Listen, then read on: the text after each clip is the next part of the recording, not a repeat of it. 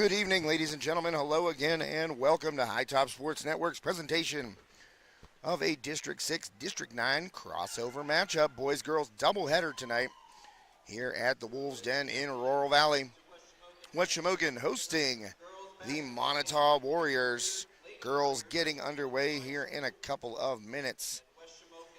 And we are going to pause for the national anthem here in just a second, and then we'll get the starting lineups from West Shamokin Athletic Director Dan Spencer.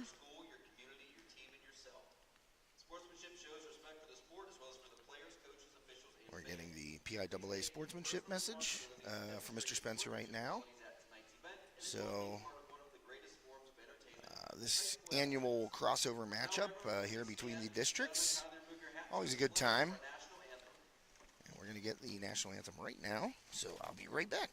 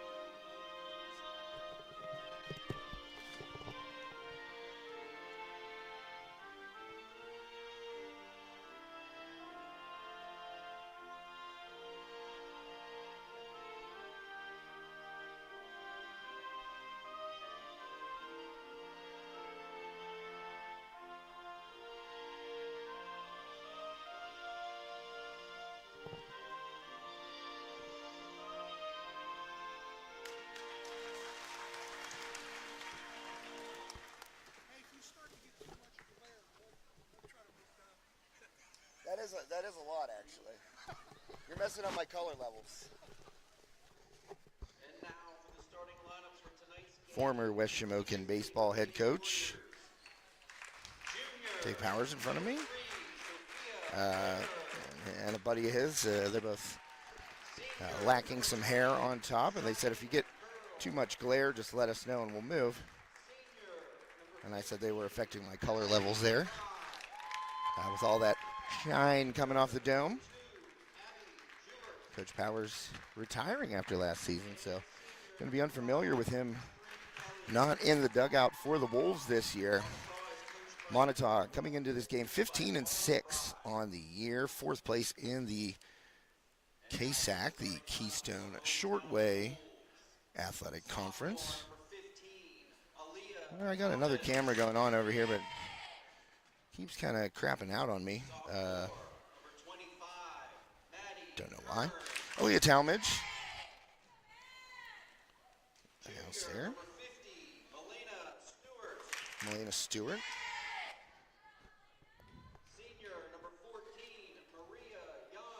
And the two seniors on this West Shamokin team, Maria Young and Lily Jordan. We got to witness some history with Lily here earlier in the season. Made the trip to Homer Center and got to see Lily score her 1,000th career point on a free throw in that game against the Wildcats. So a very cool moment for Lily. I talked to her afterward about that moment, and we had a very candid conversation. It was one of the better student athlete interviews I've gotten to do, and we really just talked about everything throughout her high school career. And you know, the best interviews are when the majority of it are off the record. So appreciate Lily making the time and just kind of giving me a really honest, candid reflection of her high school basketball career and her high school athletic career in general. You know, she's going to Westminster there to play softball. No surprise, she is an absolute monster on the field. Great catcher, but an offensive presence like very few in this area. You know, she basically single-handedly won that Heritage Conference Championship game last year. And, you know, it was her base running, it was her hitting, and she hit a monster home run in that game too. And she was just doing it all. So Lily Jordan, her final home game here at the Wolves Den. Jordan up for the tip, and West Shamokin controls. We're underway here in the first half of this boys-girls crossover doubleheader. District 6 and District 9 going at it tonight. Of course, the Wolves from D6 and the Warriors from D9. As I mentioned, Lily, nice move. Drop step, can't score, and her own board bounces around there, and out of it come the Warriors. Let me get this camera a little more straight for you here. Maybe. So the Warriors will make the postseason, 15-6. They are the number 4 team in the KSAC.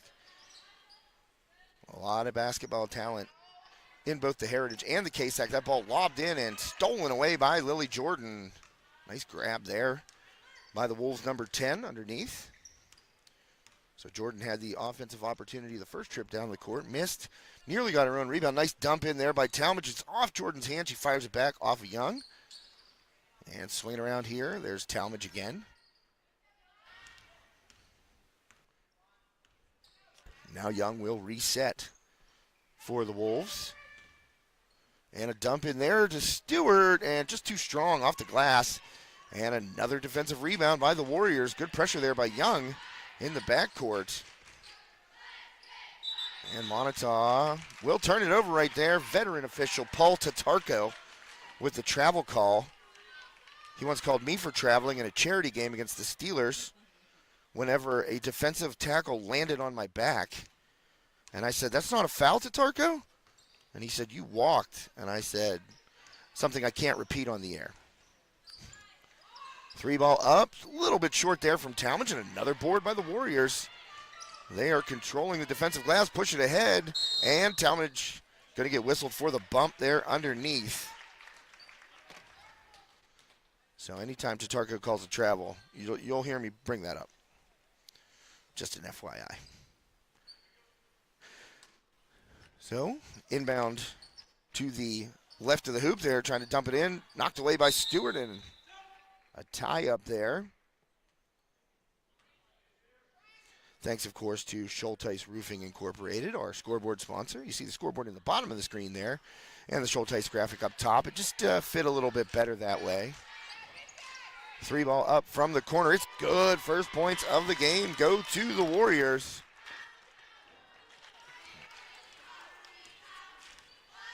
And I had the Moniteau roster. Nobody had one. The one on Max Preps wasn't accurate. Inside, Lily Jordan, she scores with ease. So make it 3-2 now. I asked Coach, I said, "Is the roster on Max Preps correct?" She just laughed. So I said, "I'm going to take that as a yes." And she said, "Please don't do that."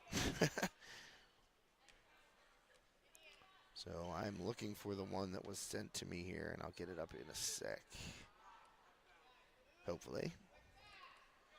2 points there for Jordan makes it a 1-point game here. Early first quarter, 5:36 left in the first quarter. Drive to the lane, and they're going to get Stewart, I believe, on the blocking foul, and we'll see if that's against Stewart. That would be, oh no, it goes. The foul goes opposite of Stewart there. And to the line. Up and good for the first.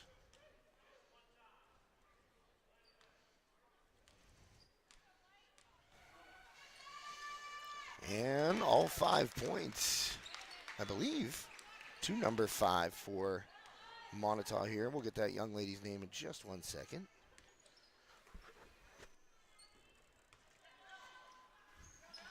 And no good underneath, and another one and done. Moniteau doing a good job on that defensive glass so far. Wolves have not had any second opportunities, though they have gotten some high percentage looks, just unable to cash them in right now.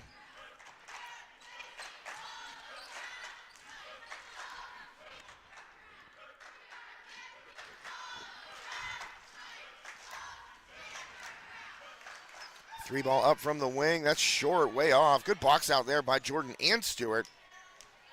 And Young going to fire up the court. And a 3-ball by Talmadge, just a little bit too strong back iron there, and another rebound on the defensive glass for the Warriors. I believe that's 6 trips down the court. They've allowed a one and done for the Wolves.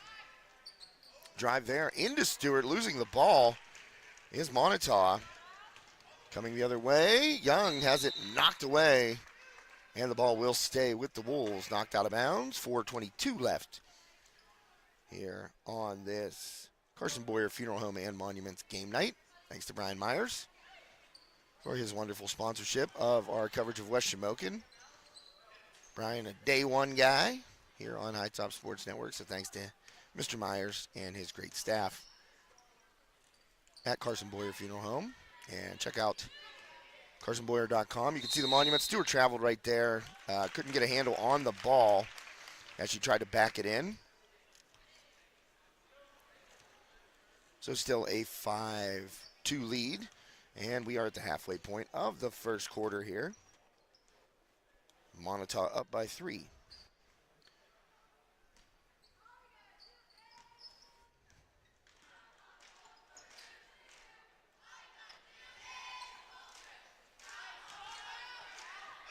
And a turnover there, steal by the Wolves. And going the other way. And swing it over, there's Talmadge.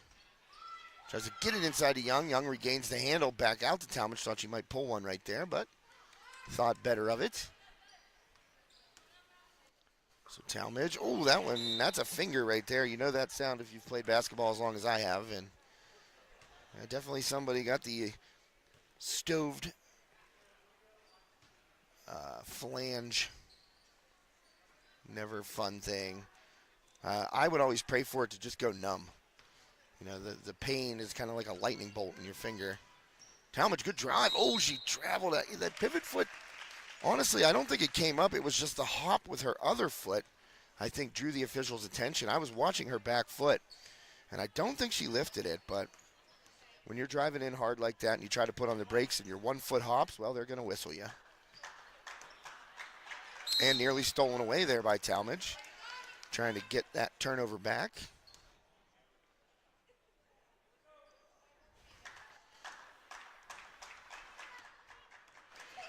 Still 5-2, 3 minutes left here. First quarter of this boys-girls doubleheader, Moniteau and West Shamokin tonight. D6, D9 crossover action. Pretty wild how close all 3 districts are, 6, 7, and 9. West Shamokin obviously, well, that's a travel as well. Paul Tatargo knows how to call a travel, trust me. I hope he watches these games, I honestly do, but I don't think he does. Otherwise, he probably would have said something by now.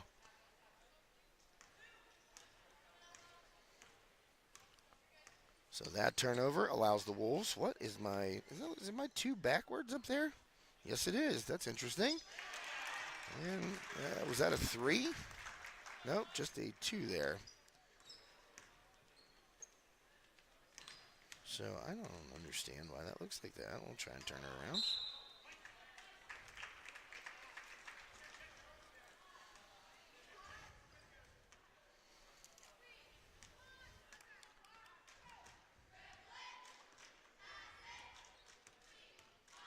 And Young trying to get to the hoop. She does, and she's fouled on the way up. Maria Young using that speed. Now it's upside down. Yeah, this is wild. The craziest 2. Hey, there we go. All right. So Young to the line for a couple. And it is 5-4. Don't mind the 2 dancing all over your screen. There we go. All right, and tie it up 5 apiece as Young hits the first. Second one up, too strong. Jordan there for the offensive board. Goes up, and she's going to get fouled. So Lily Jordan will take a trip to the free throw line. After a good offensive rebound, she just goes up so strong. Not many people are going to out-jump her. Not many people are going to take it away from her, that's for sure. So Jordan getting to the line. She has 2 so far here in the first quarter. Jordan's first one just a little bit too strong. Not much arc on that one. Kind of a line drive there from Lily.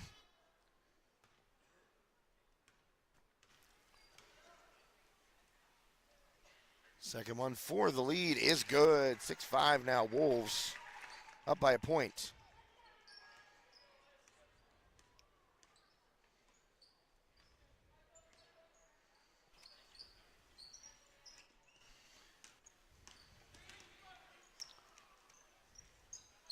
So Wolves playing that 2-3 zone and doing a pretty good job of it so far, but that's going to be an open three right there from the wing. Fired and in. Another bucket.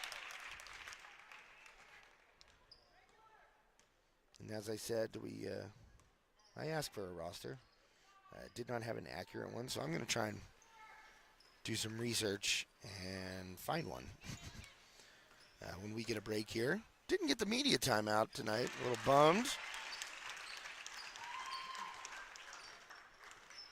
Good finish by the Wolves right there. So tied at 8 as we approach 1 minute left in the first quarter. Josh Reckengost here with you on High Top Sports Network. Thanks for tuning in tonight. Tuesday night, windy. I saw some snowflakes out there. I was ready for spring. Oh, Jordan, good hands in the passing lane, takes it away. Well, we got a couple of nice days as Talmadge turns it over right there. And back the other way come the Warriors, and that one is going to go the Wolves' way as it's knocked out of bounds off a Moniteau player. When I was saying we got a couple nice days there, I was ready for spring. And then I looked at the calendar, nearly turned over again. Good hustle in the corner over there.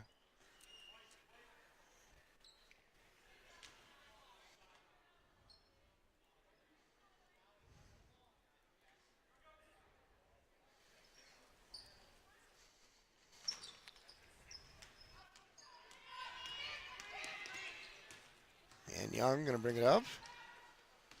And back into Jordan. She puts it up and just hits the back iron. That would have been a nice finish. Good look there to create an opportunity for Lily Jordan. She is headed back to the line.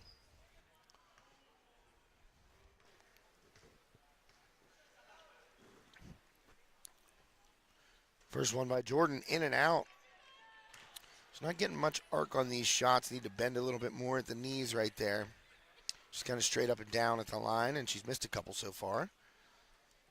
For the lead, in and out, and that's why you need to put a little arc on it, because that one skimmed the front rim and just enough to knock it off course. So Lily goes 0 for 2 from the line right there. And a nice, oh, that was going to be a good pass inside, just a little bit too long.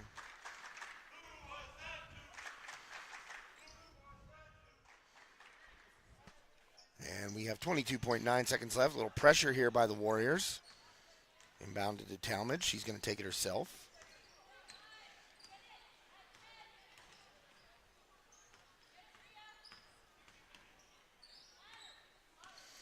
So now holding for the last shot are the Wolves. That one deflected out of bounds by the Warriors.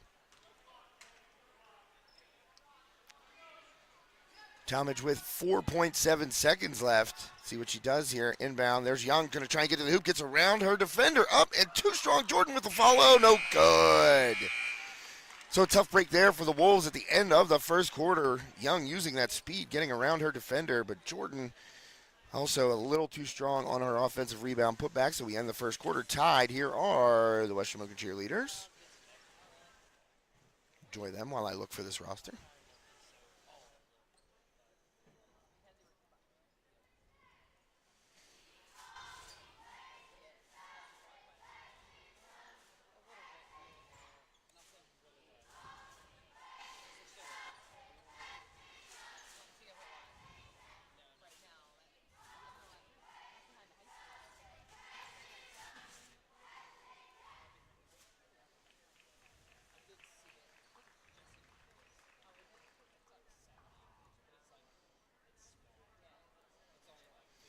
And with a timeout here, well, we're coming right back. So I was going to run a quick commercial there, thank one of our sponsors. Oh, I don't have to wait.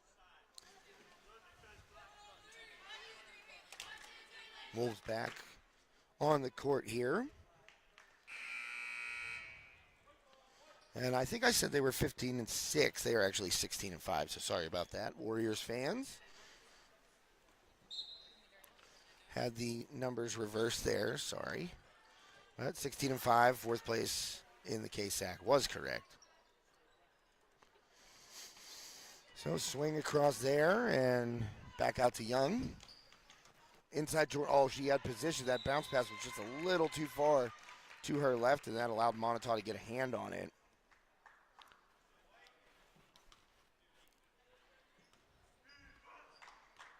All right, and bringing it up is Catherine Kelly. All right, I got a name for the leading scorer. Catherine Kelly with 7 points to lead all scorers right now. And Jordan has 5 for the Wolves. Loose ball. And nearly stolen away. Maya McElwain in there trying to poke that one free. And it ends up staying with the Warriors. Just underway here, second quarter.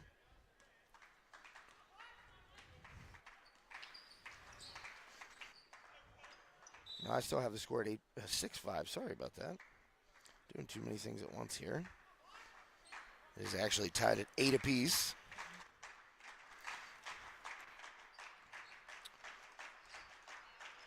So Moniteau with possession here. Just about 7 minutes left in the first half. Trying to find an opening underneath in that zone, and Stewart gets a hand on the ball. Knocks it away, so the West Shamokin D forcing another turnover here. Swing it ahead, Young to, oh, I'm sorry. Oops, I'm knocking stuff over here. Let's try and let's get this camera out of the way since it's not staying on. 30-second timeout taken by Moniteau. And if you saw me right now, you'd be like, what is this guy doing?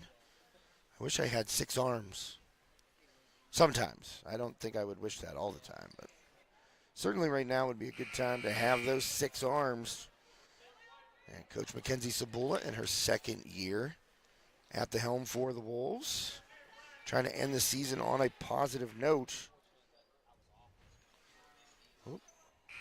Trying to get a tripod put down here. Oh, didn't lock that leg, sorry. And Kelly going to bring it up. So after the 30-second timeout, 3 ball up, no good. That was wide right off the front rim, but tracked down by the Warriors, Abby Jewett. Now Jewett with the ball, tries to feed it inside. Backdoor was open, and Stewart takes it away. Good hands by Melena Stewart. She's had probably 3 deflections so far. Up and no good. I think that was McElwain trying inside right there and out of it. Comes Moniteau with another defensive rebound. That one taken by Sophia Flieger, number 3.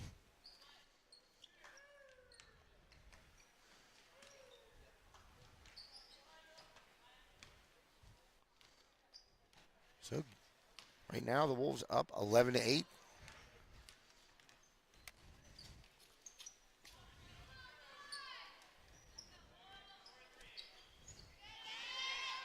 No good right there.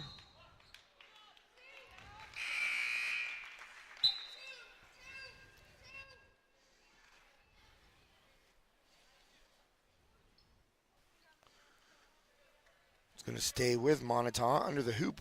Abby Jewett.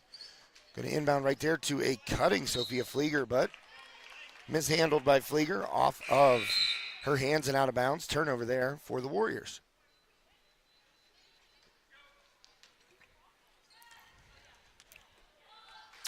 I see right across from me there, Red Bank Valley girls basketball head coach Chris Edmonds in the house doing some scouting,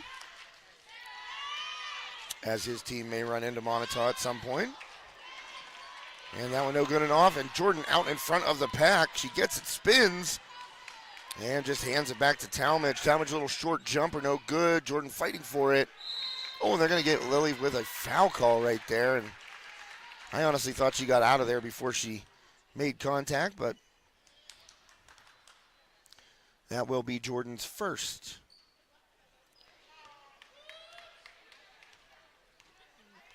Second team foul on the Wolves in this quarter.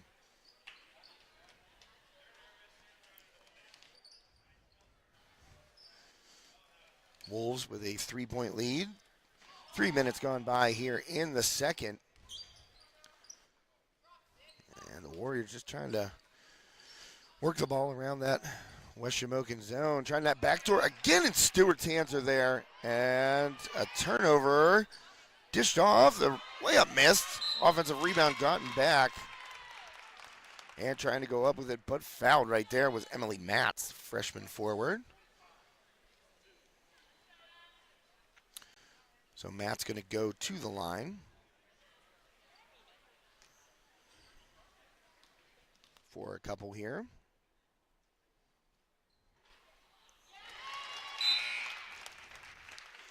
Matt gets the first.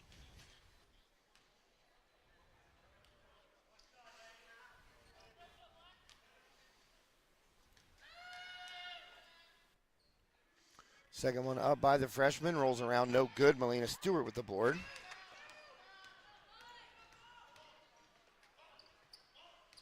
Back to Young right there, zips it. Nice look to Jordan and a nice finish. Boy, Maria Young, a good pass right there to set up Lily Jordan. So Wolves add a point to that lead. Make it 13-9 now.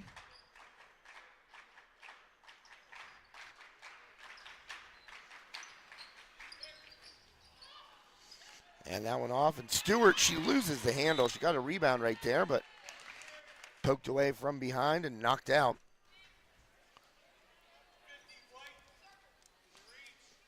So they're going to get Melina Stewart for her second foul after turning the ball over. Maybe a bit of frustration right there out of Stewart. Trying to reach back in and grab it, but whistled for the infraction.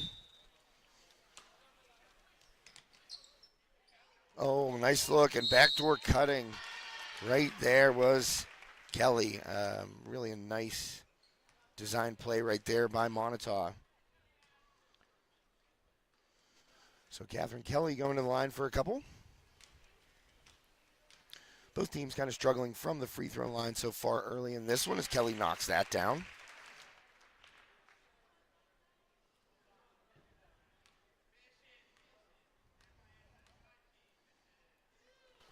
And Kelly gets them both. 13-11 now, Wolves on top of the Warriors. Kelly up to 10 points. And Young, oh, it won't stick for her. And she, you know, you walk away talking to yourself after shots like that because she went up, took the contact very strong, and it just rattled around the rim and out. Maria Young begging that ball to drop, but it does not. So to the line for a couple. First one, no good.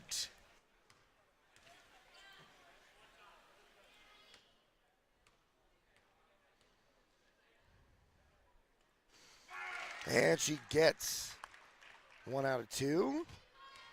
So Maria Young makes it a 14-11 game for the Wolves. A 3-point lead. Backdoor.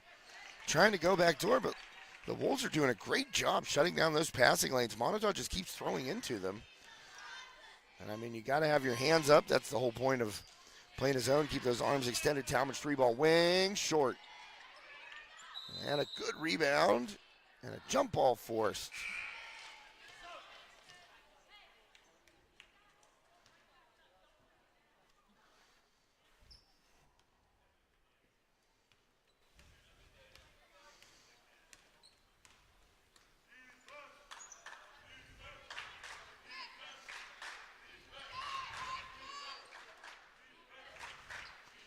.320 left in the first half. Wolves and Warriors going at it here. 14-11. Let me correct that score for you. Whoops, or just take it away altogether.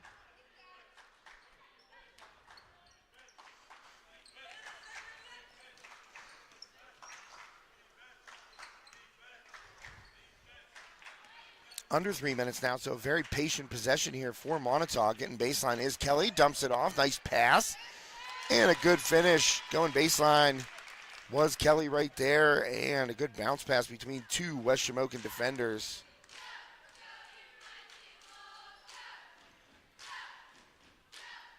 And she found number 21, which there isn't one on the roster. I believe she was 21. Maybe it was 20. Sorry about that. Number 20, Cheyenne Curl. Oh, and the rebound. Out of bounds off the Wolves.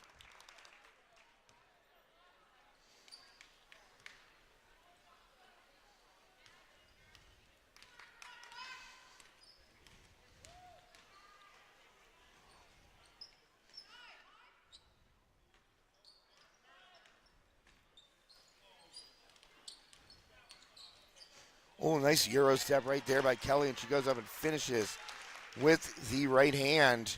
So now that puts Moniteau up by a point.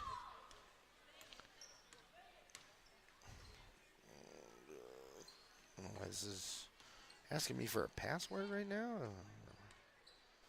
Not sure. We'll just click out of that. Jordan gets it out, and McElwain knocks down the triple. Maya McElwain puts the Wolves back on top, 17-15 now.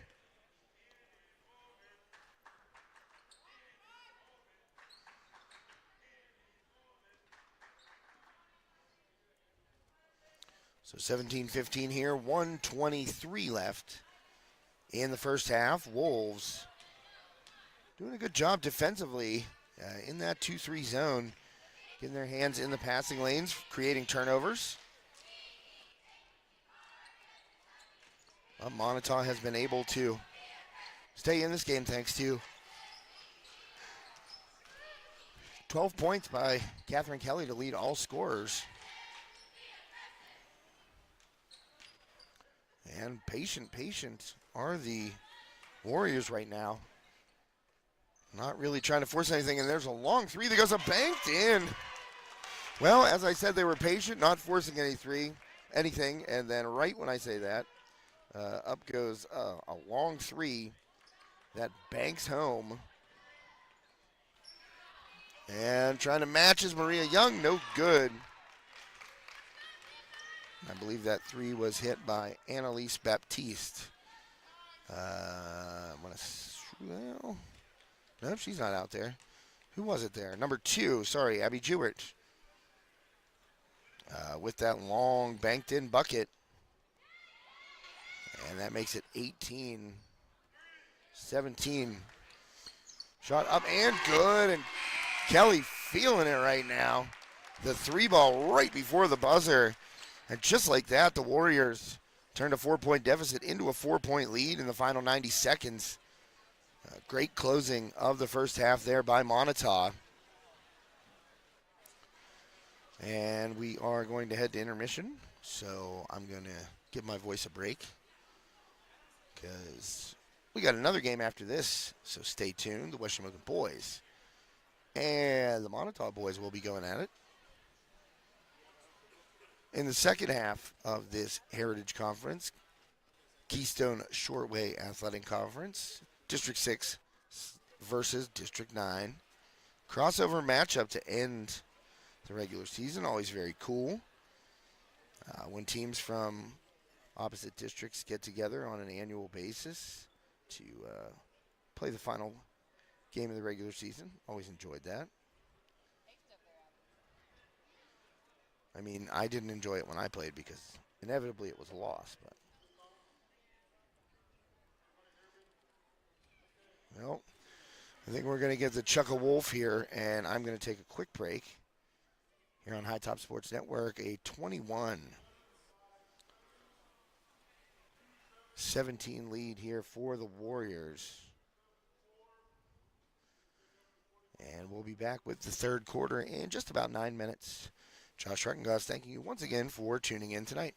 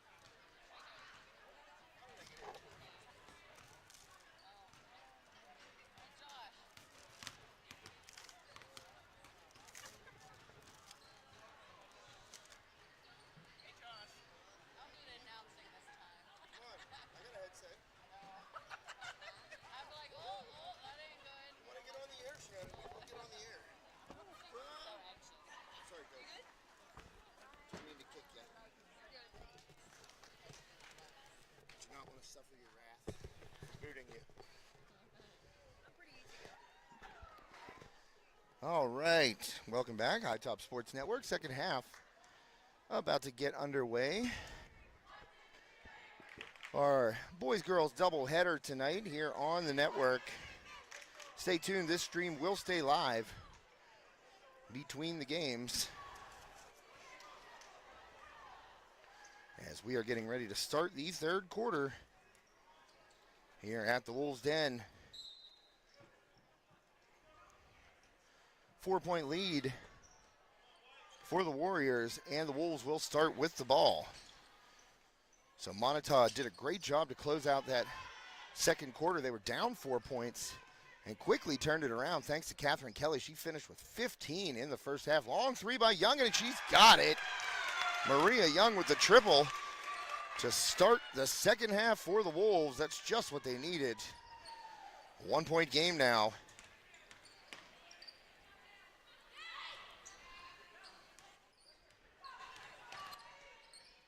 And it'll be interesting to see how the Wolves adjust defensively to what Kelly was doing. And, you know, she was doing a little bit of everything there. Shooting, getting the ball baseline, distributing, and hitting from the free throw line as well. Kelly kicks it to the corner, and Flieger right back to Kelly. So Moniteau, they have shown patience on the offensive end.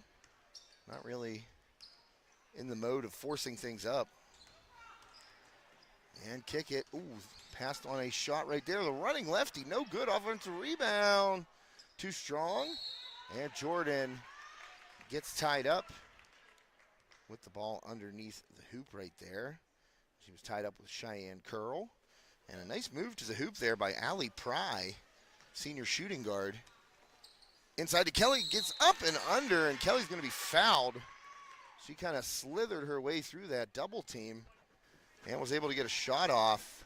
And that's going to be 3 on Milena Stewart, I believe. Yes, indeed. Here comes Maya McElwain to the scorer's table. And she's going to check in.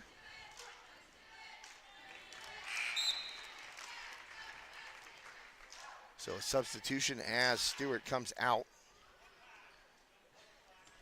And McElwain, who hit a 3 when she was in the game earlier. I believe she has, well, it's not up on the scoreboard yet, but I think she has 3 with that one triple.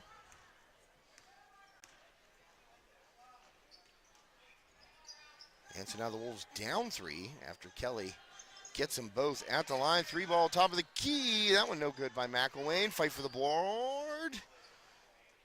And it is going the way of the Warriors right there. I believe that was Flieger in the mix,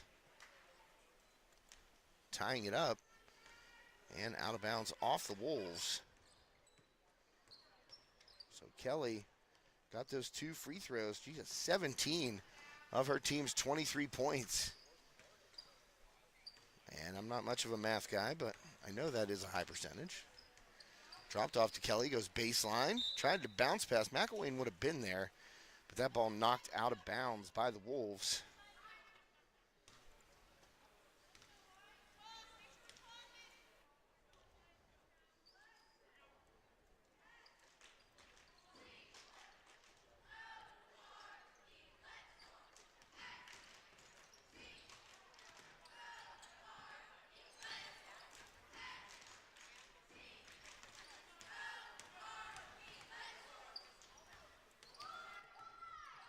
And Kelly baseline again, a little short on the layup attempt. Ball bounces around. Kelly comes down with it. Tried the power dribble, goes to the floor, knocks it out to her teammate. So good play there to keep it alive by Kelly. Gets into the lane again, up with the left hand. They're going to get her for steps. So Kelly just one more step there than is allowed by the rules.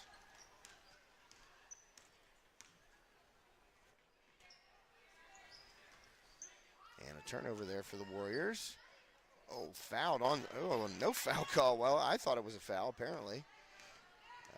My gut reaction right there was to call a foul on that jump shot attempt, but oh, wide open back door, no good. Gets an offensive rebound up and finishes And that was Allie Pry pushing the lead to 5 points now for the Warriors. Not many stoppages so far here in this third quarter. Swing it to Talmadge, 3-ball from the wing, too strong. And popped away. Oh, and Jordan, oh, they got her. And she tried so hard not to come over the top there. And Jordan will pick up foul number 2. So 5-point lead here for the Warriors, third quarter. Catherine Kelly underneath, throws it up, just off. And Young out of there with the board. And Young turning on the speed, going the other way. Young, little bounce pass to Jordan, and it goes. Hooping the harm, Lily Jordan. And another excellent feed by Maria Young. And you saw what Young did there, taking the defensive rebound and just turning on the Jets. Using her speed to get up the court, and Jordan waiting on the block. Got a nice bounce pass, went up, took the contact, and was able to finish. So big bucket there for West Shamokin as Jordan tries to make it a 3-point play the old-fashioned way. And it's good. Lily Jordan makes it a 2-point game, and she'll check out, take a quick breather. Probably about 20 seconds on the bench would be my guess. 30, maybe. So 2-point lead. Kelly has been carrying the offensive load here for the Warriors. 17 points. Leading all scorers. Kelly thought about a 3 right there. Gets into the lane again. A little runner, and it's good. The floater by Catherine Kelly. And she is doing a great job slicing through that zone and getting into the lane. And a good touch to finish right there. She's up to 19. Young, she's going to pull it top of the key, way strong, but McElwain got a hand on the ball and runs it down in the corner, but a turnover there, errant pass, and it's ahead. Here's Pry, up, and the bucket. So costly mistake right there by the Wolves, and a timeout taken by West Shamokin head coach Mackenzie Sapola. That's a 30-second timeout, and we will be right back. Armstrong Indoor Athletics, located at 132 South Grand Street Avenue in downtown Katanning, offers a state-of-the-art training facility and top-tier instruction by experienced coaches to help turn your youngster into the best baseball or softball player they can be. Batting cage and bullpen lane rentals are available for 30 to 60-minute sessions, and you can also sign your baseball or softball player up for private hitting, pitching, fielding, and catching instruction with our knowledgeable staff. Be sure to visit Armstrong Indoor Athletics online at aia.team or call them at 724-599-9761 for more information today. And welcome back, High Top Sports Network. Out of the timeout, 3:30 left in the third quarter. Just speaking with West Shamokin varsity boys basketball head coach Judd McCullough about a little golf. Yeah, that's right. We're talking golf in February. High Top out on the links yesterday at Birdsfoot Golf Club, our official golf course. Once again, second year in a row. Couldn't be more excited. Great place to play, and Joe Rhodes and I are basically the only 2 people on the course. There was one guy at the range. McElwain, good take, and a finish there by Maya McElwain. Cuts it down to a 4-point lead. I told Coach, I think I figured out my driver, but these new irons I got, they're giving me fits a little bit. I've never really had clubs this nice before, so not used to it yet. Basically, I'm hitting about 333 with the irons. 1 out of every 3 is good.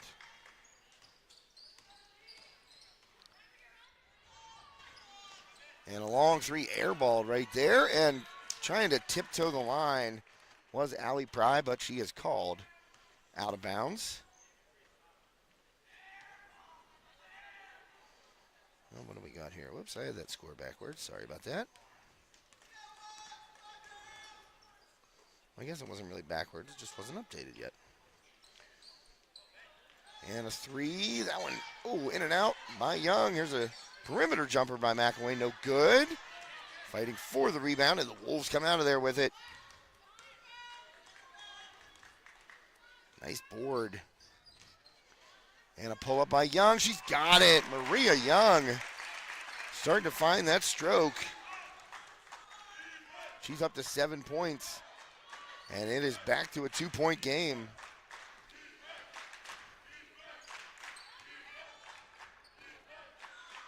(29-27). And out of there with it comes McElwain. She's going to push it ahead. McElwain going strong. And it gets caught underneath the hoop, just turns it over, and that's going to be a breakaway layup for the Warriors. Pry, the recipient of that errant pass. And that'll bring us back to a 4-point lead for Moniteau.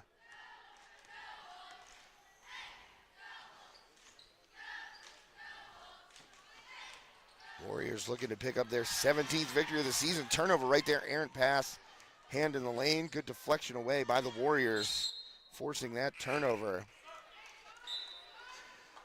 So 31-27, just under a minute left here in the third quarter. Thanks to Schulteis Roofing Incorporated, our scoreboard sponsor tonight. Thanks to Carson Boyer Funeral Home and Monuments. Oh, and hustle by McElwain right there, but Moniteau stays with it. Here's Kelly. She's up to 21 with that lay-in. Overcommitting on that pass was McElwain, and it kind of left the defense short-handed there, and Kelly takes advantage. And that three ball up by Talmadge, no good. Talmadge struggling from the field tonight. Can't find that three ball. She's had several games this year where she's been money from downtown. Just not tonight. Kelly spots up from the wing, or from the corner, and over the back call right there. Gonna go against the Warriors as Emily Matz is gonna get whistled for that foul. 33-27.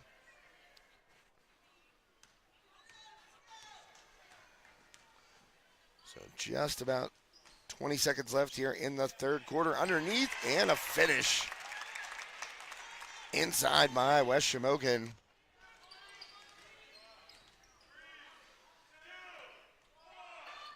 And the student section trying to get Moniteau to shoot early, and the scoop shot no good. Talmadge rebound, and time expires. A 4-point lead for Moniteau as we get ready for the fourth quarter. We're going to take a quick break here. Well, no, we're going to stay for the cheerleaders. So enjoy the cheerleaders. Josh Reckenglass with you here on High Top Sports Network. 33-29 is your score. Moniteau had a 4-point lead to start the second half, and they maintained that 4-point lead in the third quarter.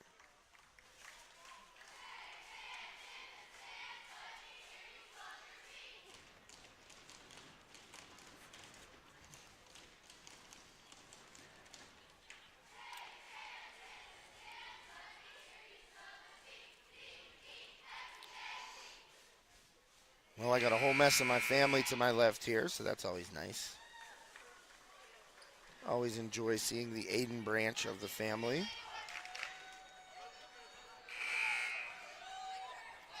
Cousin Rach, Cousin Chris, Uncle Randy. All the girls are here as well. Peyton, Bree, and Eva. So, that's right. You want to take us on? We got like 9 people here, so you don't want to try it. Fourth quarter underway. West Shamokin down 4, loose ball. Jordan on the floor for it. Jump ball, and the possession arrow pointing the way of the Warriors, so a turnover there by the Wolves to start this fourth quarter. And Kelly came into that quarter with 17. She got 4. Wolves doing a little bit better job, and that one up and good.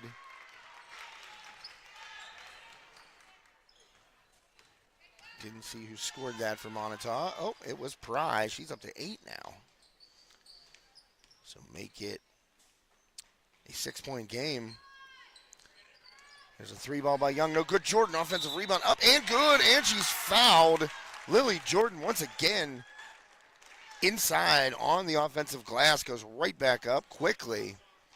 Takes the foul and scores. So Jordan a chance for her second three-point play of this half. Shot is up and sticks. Oh, the shooter's roll, a little home cooking there for Lily Jordan as that one falls through the net. Just stuck right on that front rim. And that'll make it a three-point game. Loose ball. And that shot up. Jordan. A good rebound right there on the defensive glass.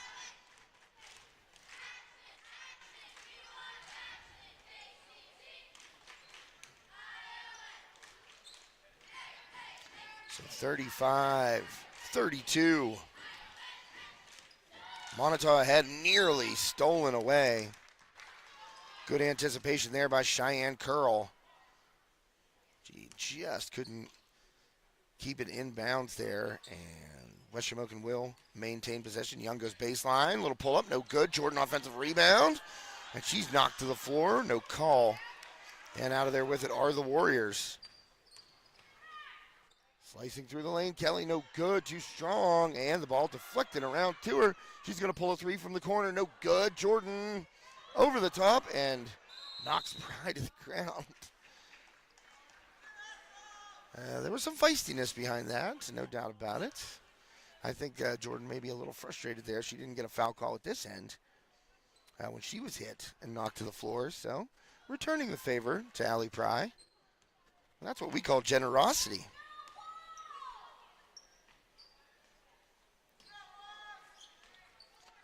So Wolves down 3. Oh, ball behind Jordan right there. That pass by Young ends up in a turnover and knocked out of bounds by the Wolves. Good defensive play to stop a layup attempt there. So under the hoop with 6:05. Moniteau going to bring it in. Pry on the inbound. Gets it to Matz. Back out to Pry. And Talmadge stepped in front of that and jump ball. Did the arrow not, was there another jump ball between there? I don't know. I trust the people at the scores table because they're only doing one thing and keeping control of the jump ball arrow. I could not do that right now. Well, Stewart gets out of the way because she's playing with 3 fouls, but Young, another defensive board. She's going to push it up the court. Young gets it inside. Jordan has it knocked away. Turnover there. Loose ball. And the Warriors track it down. Oh, Kelly into the lane. Left hand up. No good. Contact, but no foul call. What? A walk called right there. So a turnover. That was interesting because 2 Wolves were going for that loose ball. They both had hands on it, and I guess the official said that one of them had possession and they moved. I don't know which one, but in the confusion of that particular play, Warriors will get a bucket.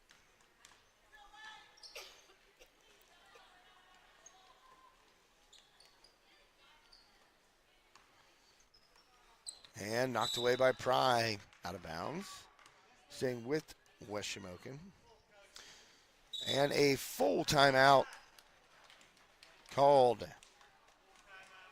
by Moniteau. So with a timeout on the court, we're going to take a timeout here on High Top Sports Network. Thank one of our great sponsors, Armstrong Indoor Athletics.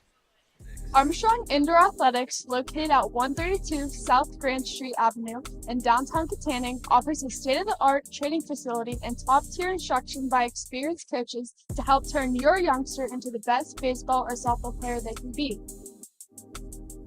Batting cage and bullpen lane rentals are available for 30 to 60-minute sessions, and you can also sign your baseball or softball player up for private hitting, pitching, fielding, and catching instruction with our knowledgeable staff. Be sure to visit Armstrong Indoor Athletics online at aia.team or call them at 724-599-9761 for more information today.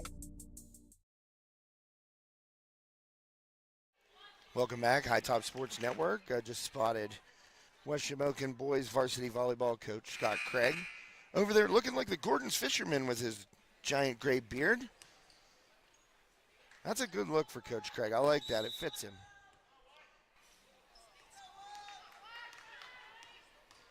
So the inbound here, West Shamokin after the full timeout called by Moniteau. Here's Jordan.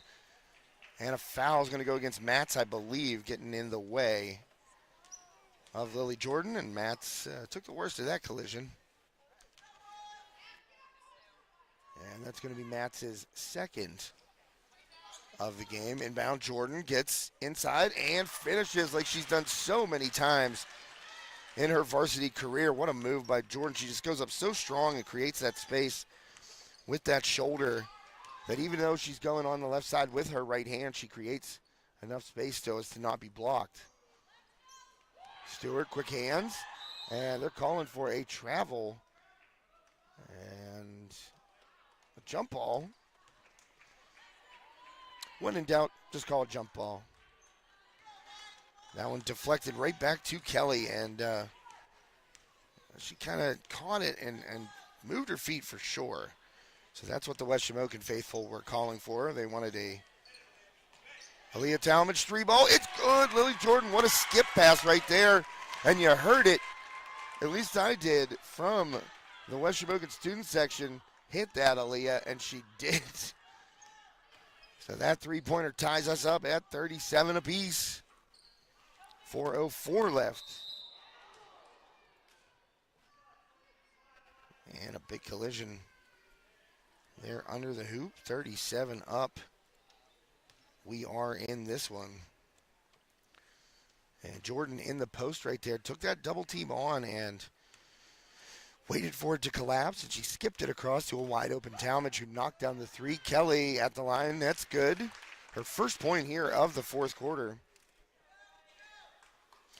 And that puts Moniteau back on top by a point. Almost said Manitoba. That's in Canada. Stewart on the missed rebound and comes out of there with it. Did curl. There's Pride for the three. No good. And Maddie Kern in there with a nice board. And Young get it all the way up the court. Here's Jordan. Again, the skip pass to Talmadge.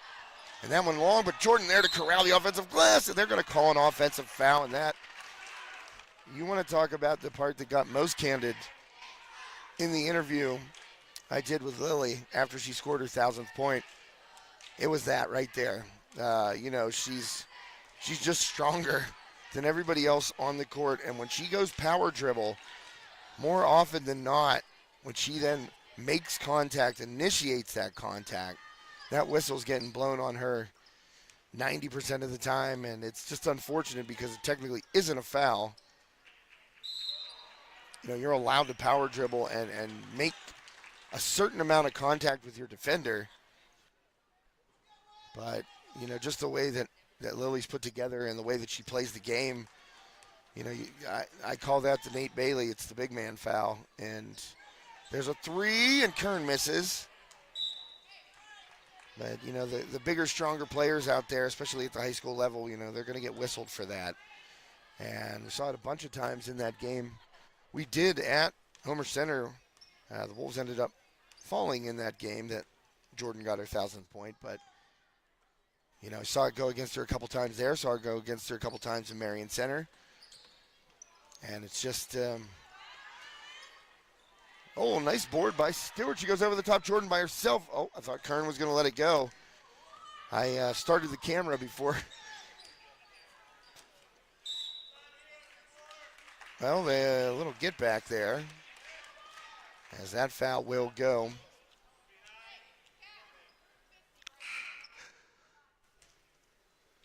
Well, let me see who that was. I think it was number 20. Cheyenne Curl. Yes, it was her second. So the inbound there, and the trigger goes wide and into the bleachers. Kern looking for Talmadge, but a turnover right there. So 38-37 Warriors are on top here. 2:43 left in regulation. Remember, stick around. After the conclusion of this contest, the boys will take the court next. Wolves and Warriors, the nightcap of our doubleheader here on High Top Sports Network.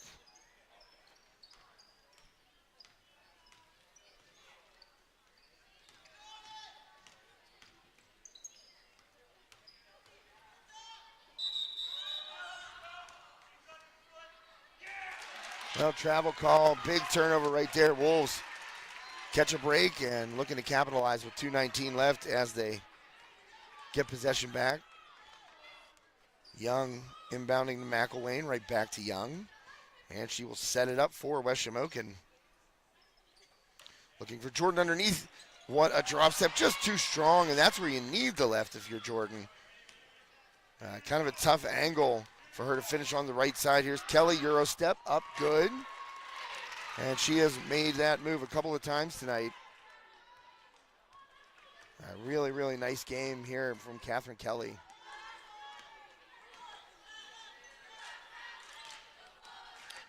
So 3-point game, and McElwain going to get hit, and the foul call going against the Warriors, number 5. That is Kelly. She's up to 24, leading all scorers tonight.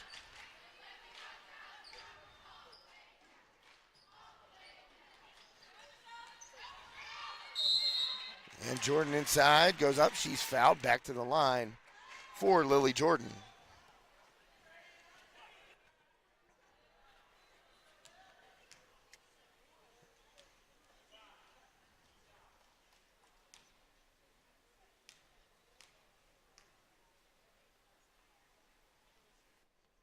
First one up, no good there.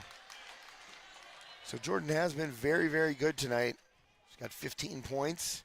A couple of missed free throws, though, and in a game this close, stuff looms large. Second one by Jordan, that one's good. So it is, oh, excuse me, I made that a 9 instead of an 8. Apologies. 40-38 right now. Whoa. Camera went a little sideways right there. And a timeout called. It's a full timeout, so we will step away and take a quick commercial break. Josh Reckengast here on High Top Sports Network. Thanks for tuning in tonight. We'll be right back.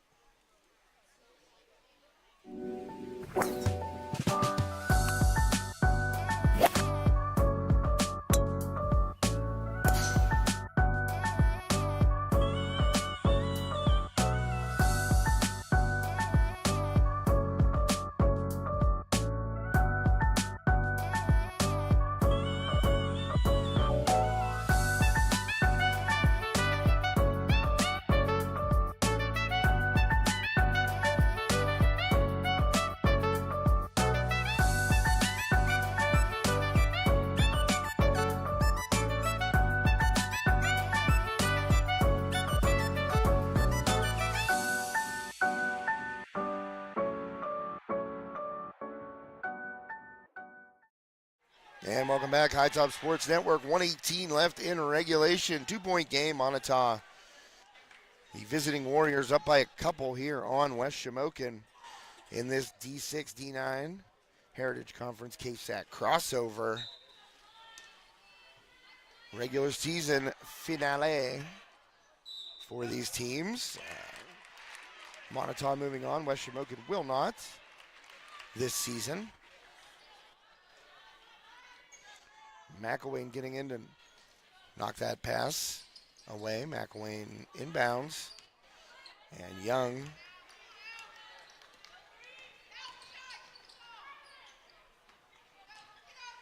Oh, good look. McElwain Stewart. Oh, it sticks. Wow, I thought she might have been just a touch too strong right there, but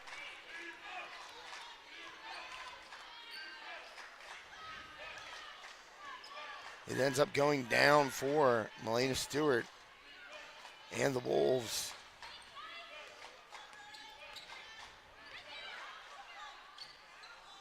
And no good. And McElwain, oh boy, we got an ankle. Those hurt, so we'll take the camera. Well, she's tough. She's getting right back up. And that is Sophia Flieger showing some grit.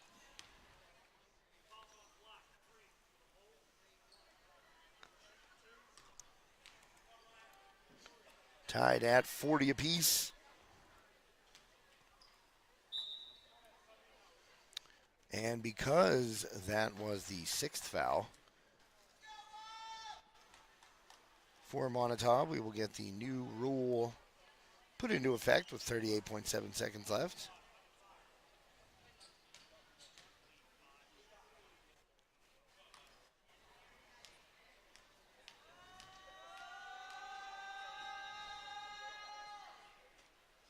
And no good on the first by McElwain. Tie ball game here, 38.7 seconds left. You're watching High Top Sports Network. Thanks for tuning in tonight. Second one by McElwain, no good, but running down the offensive rebound is Milena Stewart. She nearly turned it over right there as she hustled for the offensive board, and then Curl came in and knocked it out of bounds, nearly a steal. Ball inbounded to Young. See what West Shamokin chooses right here.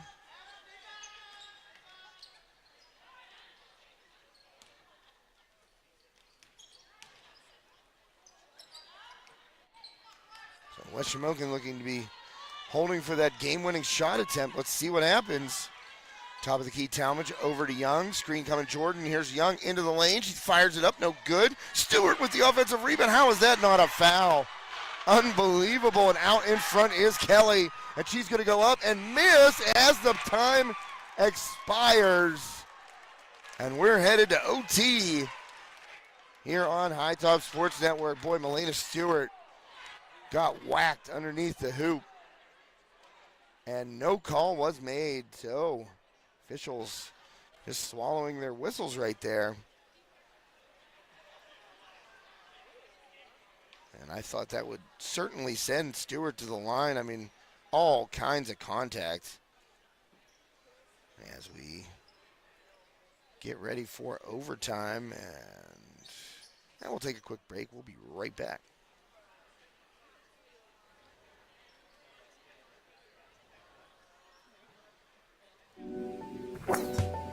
Armstrong Indoor Athletics, located at 132 South Grand Street Avenue in downtown Katanning, offers a state-of-the-art training facility and top-tier instruction by experienced coaches to help turn your youngster into the best baseball or softball player they can be. Batting cage and bullpen lane rentals are available for 30 to 60-minute sessions, and you can also sign your baseball or softball player up for private hitting, pitching, fielding, and catching instruction with our knowledgeable staff. Be sure to visit Armstrong Indoor Athletics online at aia.team or call them at 724-599-9761 for more information today.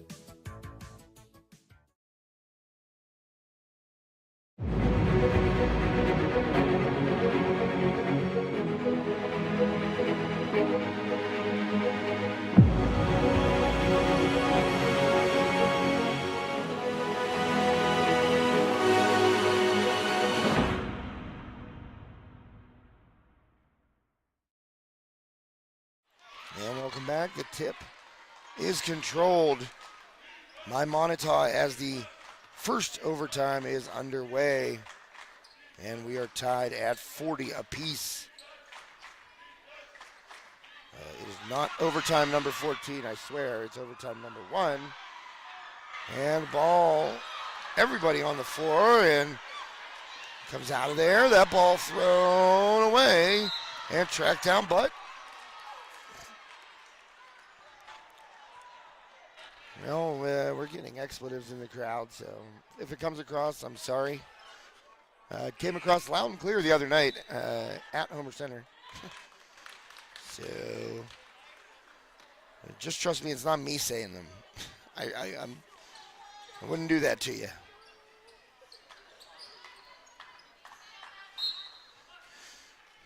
And that ball knocked back out of bounds. Still tied at 40 apiece. And that ball deflected and stolen away. And a jump ball called again. And that tie-up benefits West Shamokin, 3:28 left here in overtime period number 1.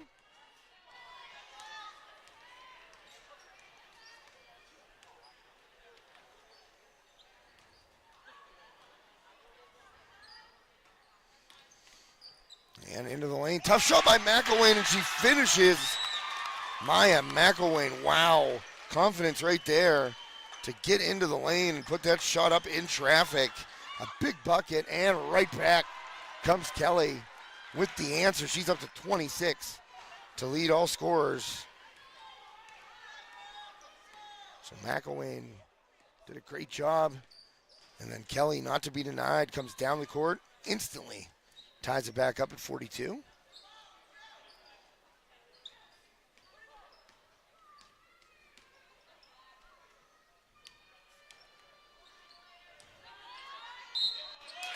Oh, and it's good. Unbelievable. Lily Jordan carrying the load once again, as she has done her entire varsity career here for the Wolves.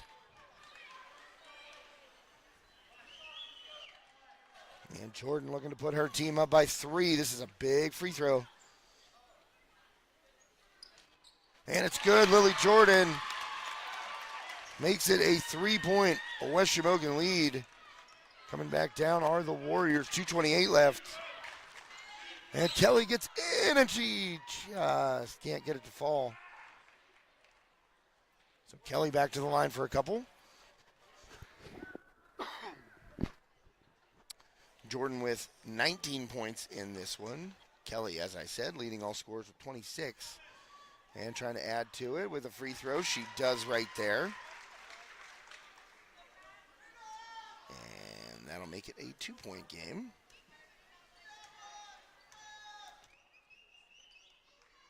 Second one is good. So now just a single point separates the Wolves and the Warriors. So a little extra basketball tonight already in game number 1, OT. Long 3 by Talmadge, back iron, no good. In there is McElwain, and she snatches the offensive rebound. Maya McElwain having herself a great game. She's got 7 points, but she's made her presence felt. Here's Jordan, dumps it off to Kern, and Kern too strong. And there's McElwain again with the hustle. She gets it. Loose ball, Young. And a foul called on Pry right there.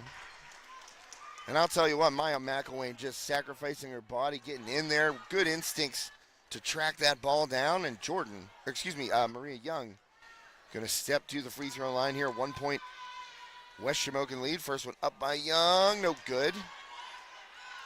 1:48 left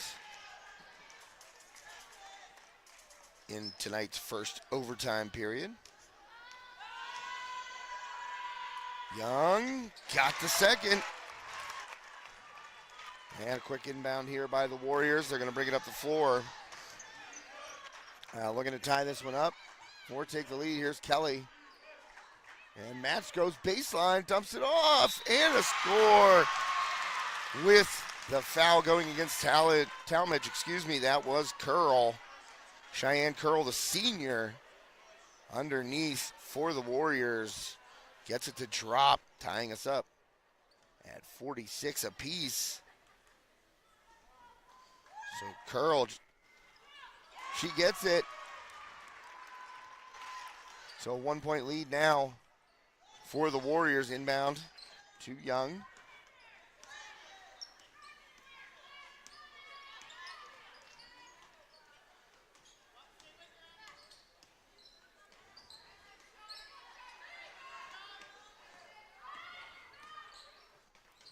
No.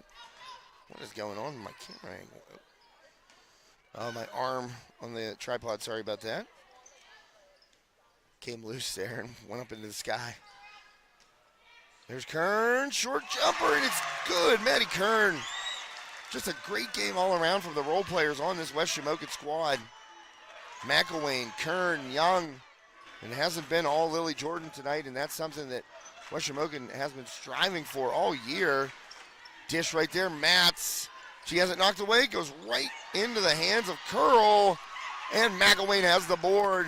Coach Zabula, I think, was trying to call a timeout right there. Lucky for her, the officials didn't hear it. 48-47. West Shamokin up. And now Coach Zabula gets that timeout. So I think it's just a 30-second timeout. 48. Oh, that should have been 47. I changed it, didn't I? I guess not. We'll get her. We'll get her. That's why there's timeouts. Hey, there we go. So 48, 47, West Shamokin on top, first overtime period. And there are 24.9 seconds left in this OT. And Coach Cibula going over some last second strategy right here. Take it to the other side here and take a look at Moniteau. Also down in the huddle intently. Trying to glean some kind of information, something helpful. I know when I played, it just sometimes you'd get into those huddles in a moment like this, and you wouldn't hear anything. That happened to me quite a few times. I really didn't hear anything. I mean, I kind of knew what I was supposed to do, but you're just on a different planet trying to win a game, and sometimes voice is not what you need. Talmadge, oh, she holds on, and she'll be fouled.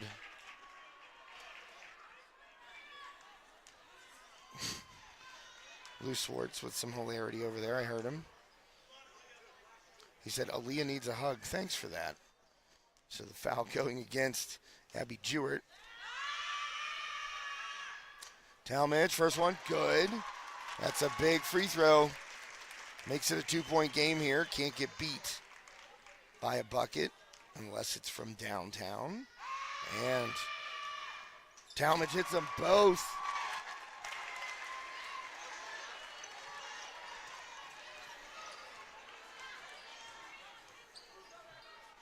So 3-point game, 3 up, and it's buried. Unbelievable. Abby Jewett.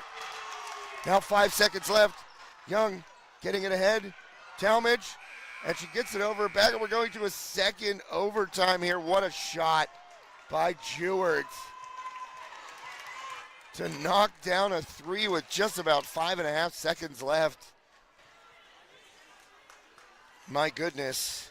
My gracious, I'm definitely not going to have a voice at the end of the boys' game. We can already bank that. Going to have to keep going out at every break and just grabbing some ice cold waters as I take a sip right there. But, oh man, that's a lot of talking. And you can hear it in my voice, a little raspy. I'm sorry about that. It's it comes with the territory, and we love it. I mean, a double OT game to start this crossover doubleheader. Who could ask for anything more? Free basketball. I know, I love it. So second OT, we are tied at 50 apiece. Thank you to Schulteis Roofing Incorporated, the leader in commercial roofing solutions in the region. Thanks also to Carson Boyer Funeral Home and Monuments. And Jordan beats Mats for the tip again. So West Shamokin will control. Tied up at 50, OT number 2. Talmadge, oh boy, slid a little bit right there. Gets it off to Kern. Kern, baseline. Nobody goes with her, and she lays in the reverse. Maddie Kern taking advantage of an opportunity right there. She is up to 11 points. And a miss right there, but Mats with the rebound. No good. Jordan close to getting it over the back. Ball loose. And out of there with it is Talmadge. So West Shamokin starts out this second overtime with a couple of good possessions here. They got a bucket from Kern and forced a turnover. Didn't give up a point at the other end.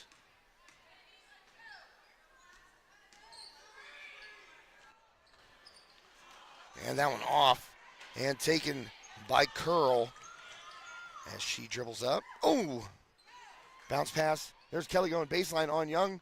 Gets it to Mats. Kick it back out. That's a 2. No good back iron. Jordan on the floor fighting for it, rolling after she had the ball. And a jump ball called, no travel. Coach will tell you, be wary. When you go down to the floor like that and you're diving for a ball, either be calling timeout or falling it like a hand grenade.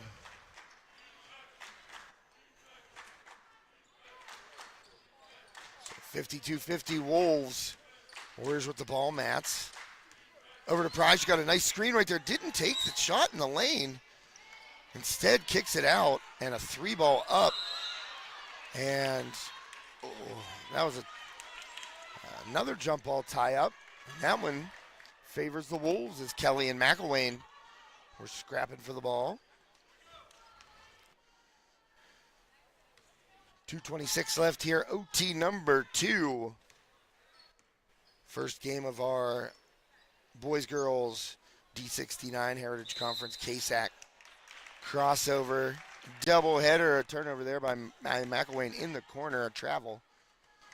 So still just a 2-point game, 2:15 left in OT number 2.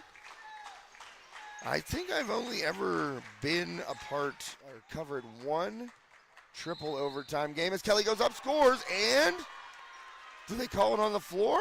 Yes, they do. Oh boy, what a break for West Shamokin.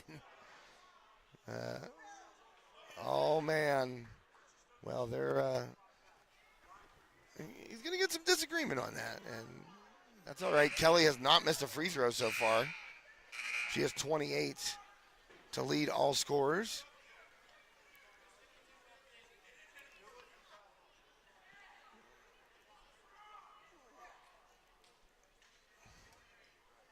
Well, he didn't. He called it on the floor pretty emphatically and didn't know who it was on, but Kelly gets the first. And as I said, pretty sure she has not missed a free throw tonight. Substitution. And now I believe we're checking the scorebook.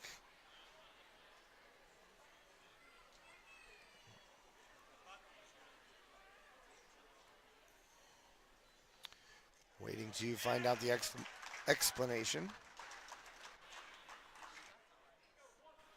2:05 left. It is a 1-point game. And Kelly looking to tie it up. She does. Catherine Kelly up to 29 in this one. Great game for her. Young gets away from the pressure. And over, oh boy, I thought that skip pass was coming over to Talmadge again. But instead, West Shamokin just pulls it out, reset, getting inside. Jordan against the freshman Mats, and Mats will foul her. Jordan back to the line.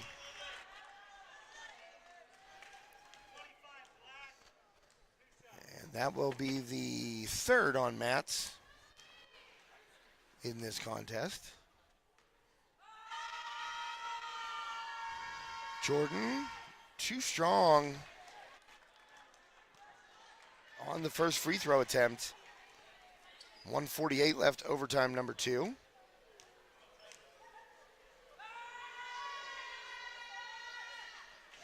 And knocks down the second to give the Wolves a 1-point advantage.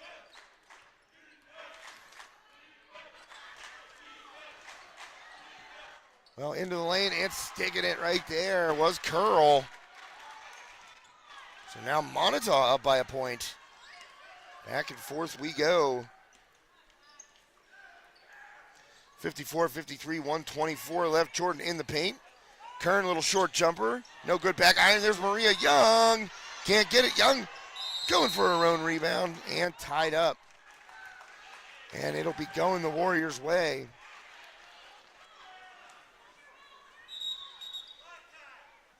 Well, full timeout taken here by Moniteau. So we will take a timeout as well. And once again, thank Armstrong Indoor Athletics. Armstrong Indoor Athletics, located at 132 South Grand Street Avenue in downtown Katanning, offers a state-of-the-art training facility and top-tier instruction by experienced coaches to help turn your youngster into the best baseball or softball player they can be. Batting cage and bullpen lane rentals are available for 30 to 60-minute sessions, and you can also sign your baseball or softball player up for private hitting, pitching, fielding, and catching instruction with our knowledgeable staff. Be sure to visit Armstrong Indoor Athletics online at aia.team or call them at 724-599-9761 for more information today.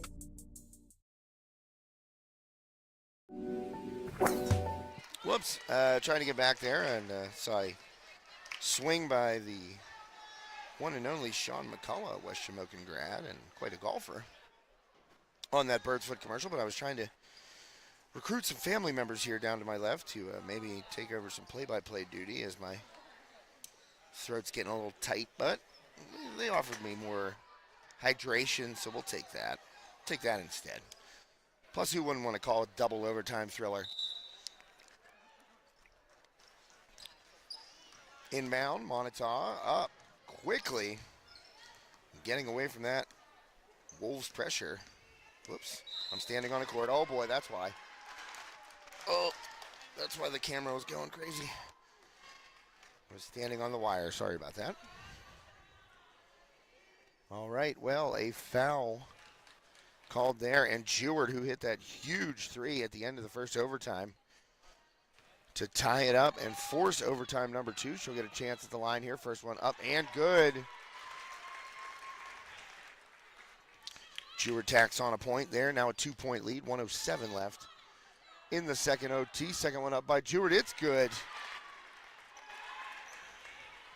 So now Moniteau, they have the 3-point lead. Can West Shamokin muster some heroics from downtown? Just as the Warriors did at the end of the first overtime. McElwain going left, spin move, and poked away by Kelly. Right to Talmadge, so break there for the Wolves. Reset, under a minute to go now, actually less than 45 as the clock is running. Young, well, it looks like they're trying to hold for an open 3. I don't know. If I would take that tact, I might be just trying to score. And, oh my goodness, Maria Young nearly turned it over. She thought about a 3, then she nearly traveled. So Young in the corner cut off. And a timeout taken by West Shamokin head coach Mackenzie Cibula with 19.2 seconds left. And the Wolves looked a little discombobulated right there. You know, you get the ball there with, what was it, a minute 9, something like a minute 19. And I don't know if I'm winding that entire clock down trying to get a game-tying 3. I mean, just me personally, if I were in the huddle and running the show, I'd be trying to score as quickly as possible there. Keep as much time on the clock as possible, and then try and foul someone besides Jewett or Kelly. Get some free throws, both teams with 5 fouls. So the inbound coming by McElwain, the trigger. Gets it inside. Jordan nearly, she did lose it on the floor, and the tie up. And that is going to Moniteau. So that pass, the bounce pass, trying to get it inside to Lily Jordan, goes awry. 16.7 seconds left. Timeout taken by Moniteau. So full timeout here. So we will get a chance to see Sean McCullough in that Birdfoot commercial right now. Sean came down, did a half a game with me here while he was home. So much appreciated. So we will thank Birdsfoot Golf Club, the official golf course of High Top Sports Network.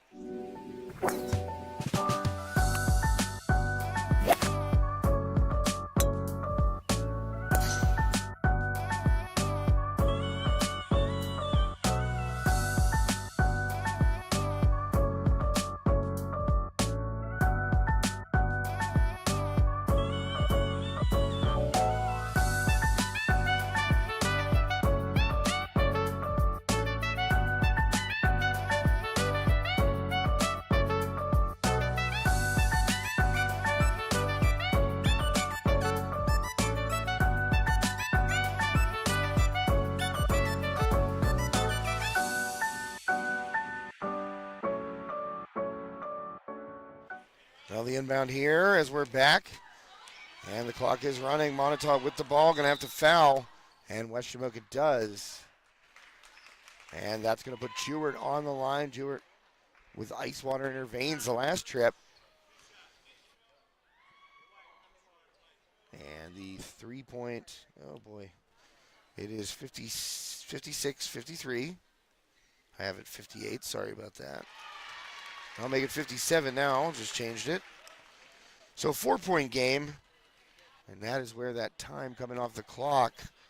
Make it a 5-point game as Jewett knocks them both down. And Wolves really going to have to hurry and get a big shot. Then quickly foul, and the time is their enemy right now. Young just kind of hooks it. And 0.7 seconds left, so Moniteau is going to get a victory here in the first half of our doubleheader this evening. Inbound, and Kern fires it. She'll bank it in, and it won't mean a thing. It'll be good, which makes it a 2-point victory for the Warriors, but a tough finish to the regular season for the Lady Wolves here. You know, that 3 by Jewett at the end of the first OT, really just a mammoth play. And then Moniteau able to take advantage. They hit their free throws. And, a lot of times close games come down to that. Moniteau, great job at the free throw line tonight. Kelly, I believe she had 29. She did it all tonight. And Jewett, the big 3 at the end of the first OT. And she hit her free throws. I believe she was 4 of 4 down the stretch. So Moniteau Valley, the girls, get a 2-point victory in the first half of our doubleheader this evening. And the West Shamokin boys getting ready to take the floor for their warm-ups. We'll get it started in about 15 minutes. I'm going to put the break. I'm going to put the voice on pause or hit the brakes on talking. Either way, I'm going to keep my mouth shut. I'm sure a lot of folks are happy to hear that. Coming up in the nightcap, Warriors and Wolves boys will go at it in second half of our Heritage Conference KSAC D9 and D6 crossover doubleheader here on High Top Sports Network. Josh Reckengast, glad you're along for the ride. Stay tuned. Boys basketball up next.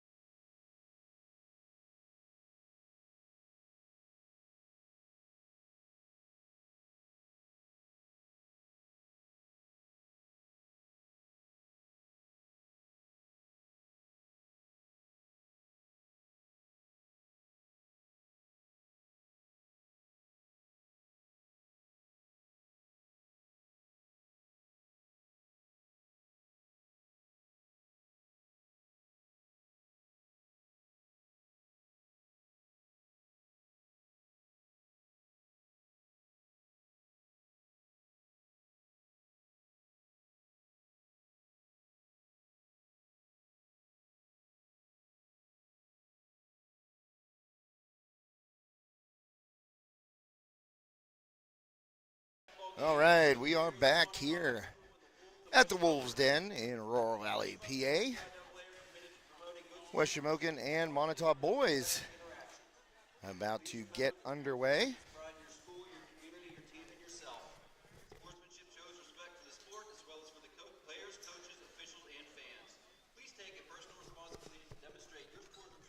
Dan Spencer going through the sportsmanship message once more. And we're going to get national anthem number 2. So I will kindly remove my hat. It is a Callaway Chrome Soft hat. And Travis Johns will sing. Oh, no, it's not Travis Johns. Sorry.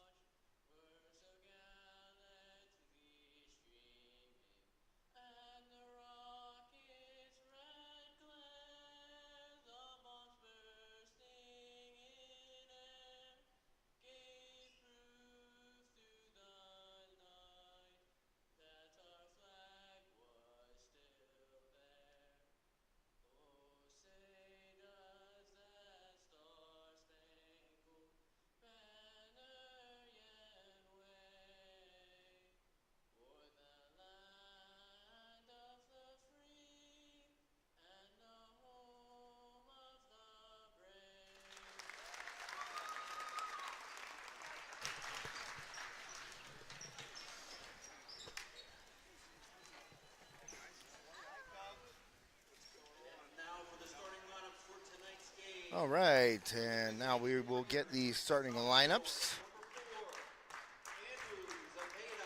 Andrew Zapata. Moniteau being introduced first. Landon Kelly up next.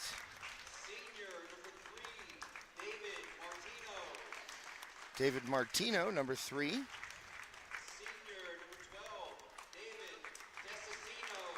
David Desicino, also a senior, number 12. And senior, number 1, Jason Rugg.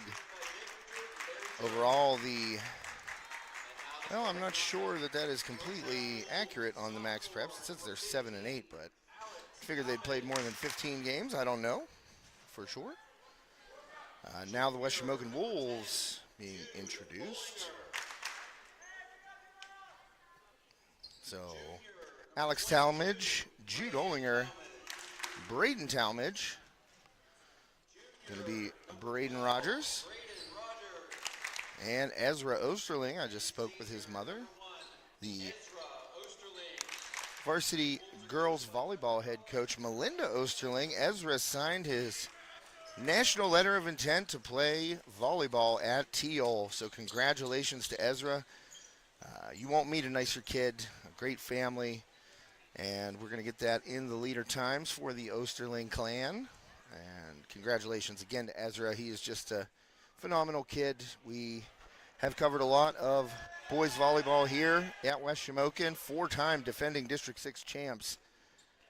And they won their first state playoff game last year, a comeback against Mars right here in this gym. It was phenomenal. And after the game, Ezra came up and thanked me after that match for being here to broadcast. Just a tremendous kid, a multi-sport athlete here. Plays also basketball, of course. You see him out there on the court, and played football this year as well. Really proud of Ezra. Happy for him. Gotten to cover him his entire high school career. So good luck at Teal, Ezra, and congratulations. We are underway. The opening tip won by Desicino, and Moniteau will start with the ball. First possession of the game. Thank you again to Schulteis Roofing Incorporated, our scoreboard sponsor tonight, and also Carson Boyer Funeral Home and Monuments, our official broadcast partner for tonight's doubleheader.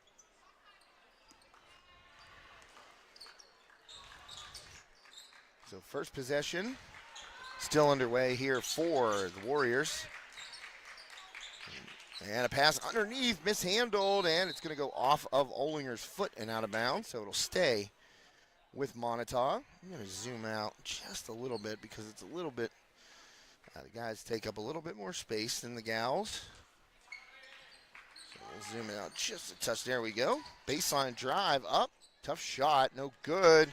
And Braden Talmadge corrals the loose ball. First rebound of the game goes to the Wolves. Talmadge going to bring it up the court.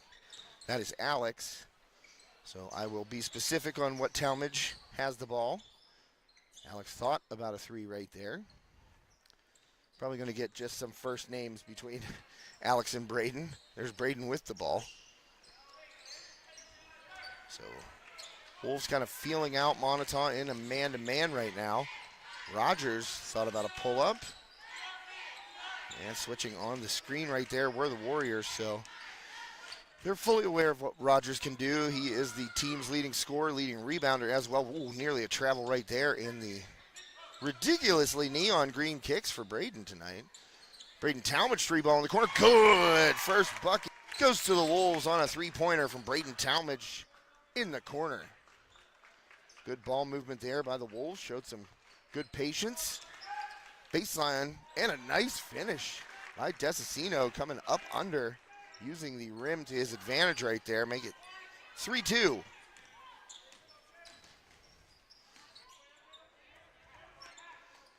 And some pressure here for the Warriors. Wolves get it across. It took most of the 10 seconds there for West Shamokin to get up and over. And a 1-point lead. Braden Talmadge with that three ball. He is in control right now. High post, Ezra Osterling. There's a Jude Ohlinger. There he has the ball, and he misses the layup in close. And out of there with it are the Warriors. They push it up. And tied up on the baseline right there. That was number 11, Landon Kelly, picking up the dribble. A lot of seniors out there for the Warriors tonight, and they are in a, looks like a matchup zone maybe? I don't know. 2-1-2 maybe, but they kind of fall back and nearly poked away. Talmadge, oh boy. Osterling able to corral that one. Alex Talmadge going to get hit with the travel call. And Coach McCullough telling Alex Talmadge, wait for the screen. And Talmadge did get moving before that screen even had a chance to come out there and set up. So maybe a little anxious right now. Oops, I didn't put the Warriors score up there. And that one foul. Oh no, it's a travel on the floor, excuse me. There we go. 3-2 Wolves, 5:23 left here, first quarter, inbound. Talmadge to Talmadge. In the middle, there's Rogers. Just drops it back to Alex. And Braden kind of sneaking over toward that corner again where he hit that opening three-pointer. Rogers now looking for an opening. He's going to pull a three, and it's good. Braden Rogers, hand down, man down, the stop and pop. Nice pull-up three-pointer there by Braden Rogers.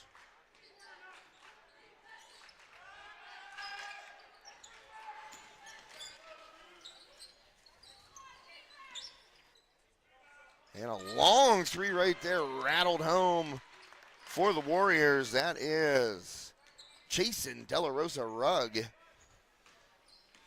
So back to a one-point game. Wolves with a couple of three balls. And match there by De La Rosa Rugg. Make it 6-5. West Shamokin up by a point here, 4:12 left.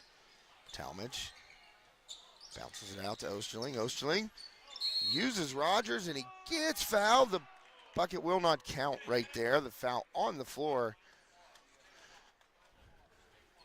as Osterling was using Braden Rogers' screen right there. 4:06 left, first quarter. And we're going to get some subs. Travis Johns checking in. Klenowski checking in. And Barrett also checking in for the Wolves. Easton Barrett.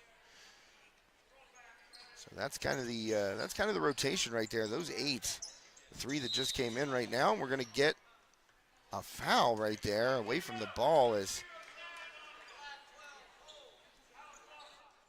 looked like Klonowski got grabbed up there by Desicino. Rogers, that's his spot right there. Free throw, and it's good. Rogers feeling it, and that was a good rotation, as that was not an easy shot to hit right there for BR. You're falling away. Your body's going a different direction, kind of shooting against the grain, and he got his hands perfectly placed on the ball.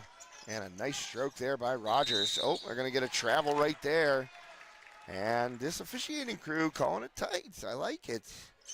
I haven't seen a lot of that in high school basketball so far this year. At least I haven't. And I pretty much watch it every single night. But, you know, that shuffle as guys are accepting a pass, and also when they're dribbling, you know, to pick the ball up, basically hold it and take a step. That's a carry or a legit travel, which is what De La Rosa Rugg got hit with right there. So that makes it 8-5 as we hit 3:30 left in the first quarter. Talmadge trying to get free. And gives it to Klonowski. Klonowski powering in, and low pass to Johns there, but he handles it. Rogers, oh man, I thought he was going to pull that one. Sometimes when you feel it, you maybe take a shot you shouldn't, and that was good discipline there by Rogers. So here's Talmadge. Kicks it to the corner, Johns. And waiting are the Wolves. Rogers trying to get free. And they are not forcing it up, so give the Wolves credit for the patience they are showing right here on this particular possession. Not putting it up until they have a good look. Oh, and Rogers got forced toward the baseline. An errant pass back to the middle, and it's turned over. Warriors out of there with it, as the steal was by Zepeda, and another 3-ball from long distance. That's De La Rosa Rugg again tying it up at 8 apiece. Well, for as much time as the Wolves took right there, the Warriors only needed a few seconds after the turnover. And that ball on the floor. John's able to get it out to Talmadge. Well, a bucket right there to break that tie. And that bucket was scored by Braden Rogers, so he is up to 7. And, oh, I'm on the wrong thing there. There we are. So make it 10-8, Wolves.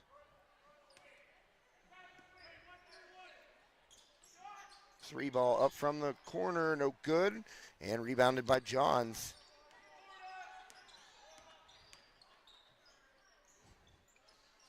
Coach McCullough calling a play from the sideline. 1:30 left here, quick moving first quarter.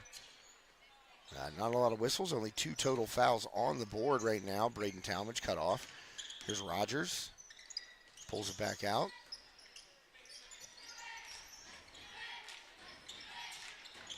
And Johns, oh, he had Rogers back door right there, but couldn't get the pass off. Not sure if he actually saw him, but Rogers made a nice cut back door, and Johns just unable to get it to him and poked away and stolen from Braden Rogers. Nice defensive play there by the Warriors. And that was, I believe, number 14. Brendan Sankey smacked it away from Rogers right there. So under a minute left. 10-8 Wolves. Oh, I got it backwards. Sorry.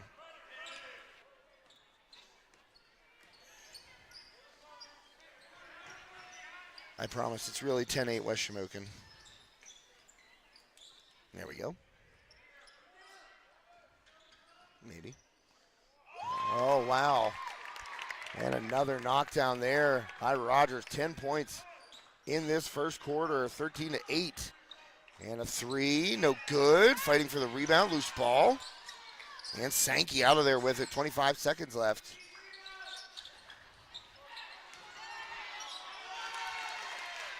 And a bucket to answer there by the Warriors. Final 15. Make it 13-10. West Shamokin down to 10 seconds. Well, they gotta get something up here. John's little floater in the lane. No good. Excuse me. And that is how the first quarter will end. 13-10 West Shamokin. Braden Rogers hot early. He's got 10 of the Wolves' 13 points. Here are your West Shamokin cheerleaders.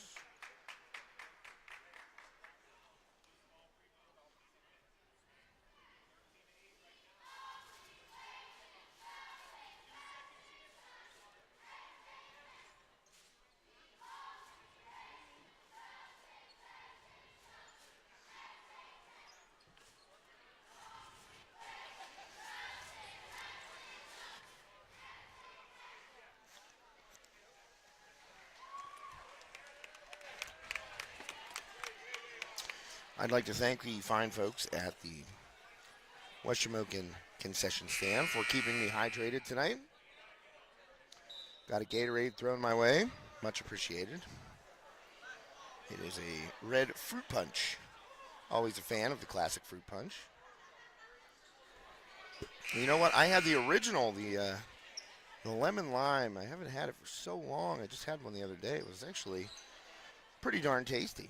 Gatorade, so many flavors out nowadays. I like the fierce grape. But I had the original the other day, and pretty darn solid. Second quarter underway. That one smacked away by Olinger, and Moniteau recovers. Nearly a turnover right there. Good hands by Jude Olinger to knock that pass away.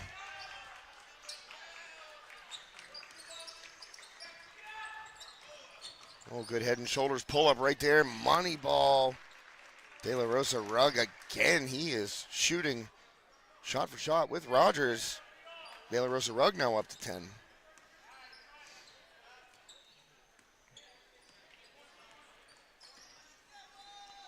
So 1 point game and a steal right there by the Warriors. De La Rosa Rugg going up and under, and the bucket. So he is putting on a show right now. Chasing De La Rosa Rugg. 12 of the Warriors, 14. And now Moniteau on top by a point.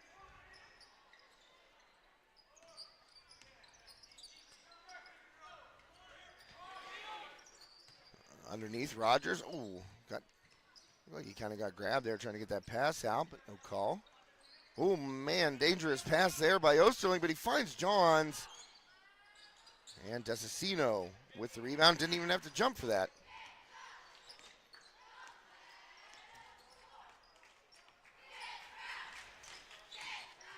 Baseline, Sankey. Oh man, nice finish in the lane. That was Sankey going up off the good look by Aiden Jackson. And now Moniteau, a little bit of a run here, now up 3.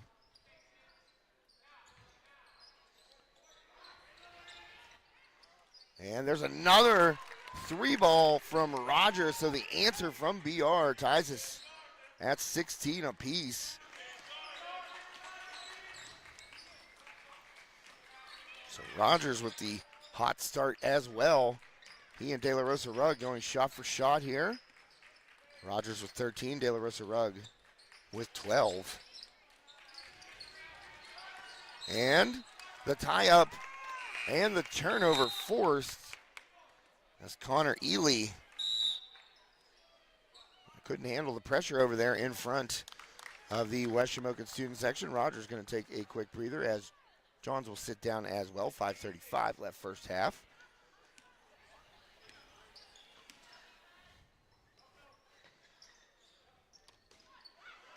And that ball smacked away, but Osterling, boy, oh boy, Moniteau getting their hands in the lanes. A lot of deflection so far for the Warriors. Either maybe a fake and a back door here for the Wolves. Try to keep Moniteau honest there on the defensive end because they're anticipating and cheating a bit. Getting those hands out there on those passes. Osterling. Oh, man, he lost it. He got it smacked away by Sankey and off of the thigh. Goes out of bounds, so a turnover by the Wolves, tied at 16. 5:06 remaining in the first half. Rogers with that quick breather back to the scorer's table. So he'll be checking in shortly. Next whistle. De La Rosa Rugg. Oh, and Desicino too big right there for Jude Olinger. So Desicino listed at 6'5", just went up and over Jude Olinger right there. And dropped in the bucket. And that one knocked down by Osterling. So we're tied once again, 18 apiece.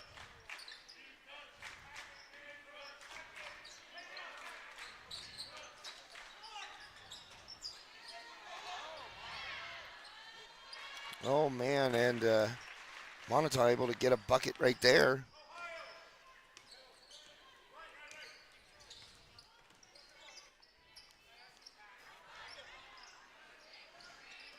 Olinger has that one deflected again. Moniteau just doing a really good job. Hands in lanes. A lot of deflections. Braden Talmadge up for three. That one's too long. And the rebound right there. Corralled by the Warriors.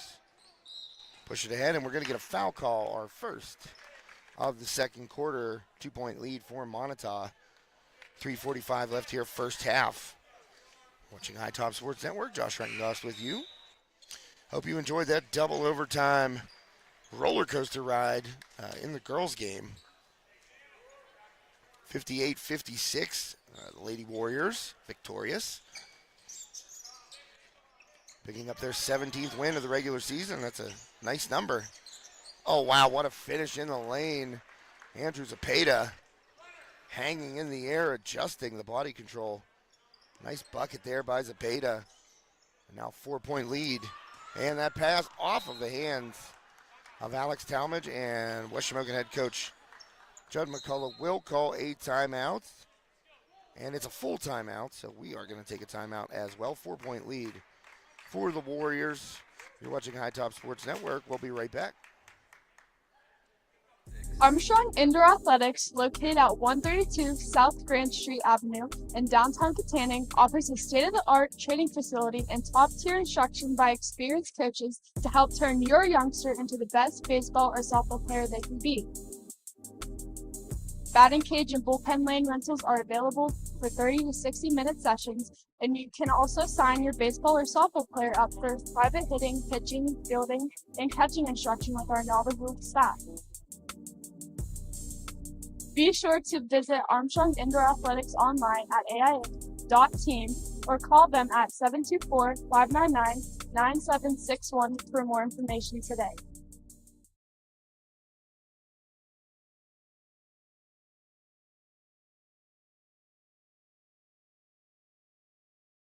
And welcome back, High Top Sports Network. Thanks to Armstrong Indoor Athletics, the premier baseball and softball training facility in the region. All kinds of great opportunities to sharpen your skills. AIA downtown Katanning. Check them out, aia.team. Very, very cool addition to Armstrong Indoor Athletics within the past year. It's the Indoor Diamond. It's not a full-size diamond, but man, is it awesome. And great for the youngsters to get out there and practice. Talmadge jump stop in the lane. Drops it off to Rogers. Here's Braden Talmadge, thought about a three. Back to Alex. Klinowski in the corner.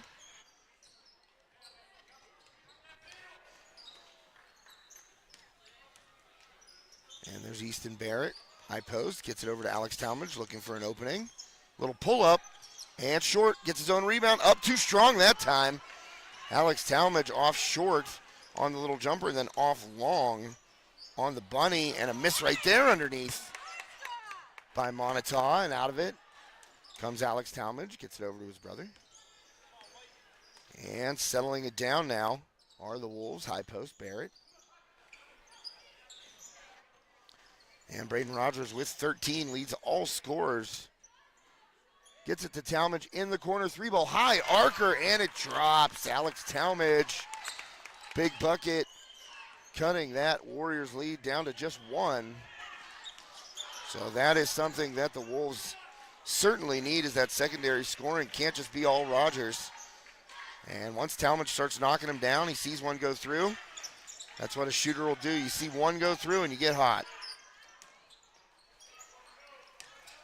130. De La Rosa Rugg tries a nice no-look, but guess what? Braden Rogers anticipates. Gets in there to break it up. That was a right, I feel like that was the right idea by De La Rosa Rugg throwing that pass, but a good play defensively by Braden Rogers. Get in there and break up that pass back door. Oh man, that one, not a good pass by Rogers, as Talmadge was cutting into the lane and couldn't corral it, and a foul call. We're gonna get a reach. And I think it's gonna go against Easton Barrett. Indeed it does. That will be foul number 1. And subs coming back in for the Wolves. Olinger, Osterling, and Johns join Alex Talmadge and Braden Rogers. And a bad pass right there. I don't know who that was to. It bounced right into the hands of Ezra Osterling. That pass thrown by Aiden Jackson. Expected his man to be there, and there was nobody in a black jersey.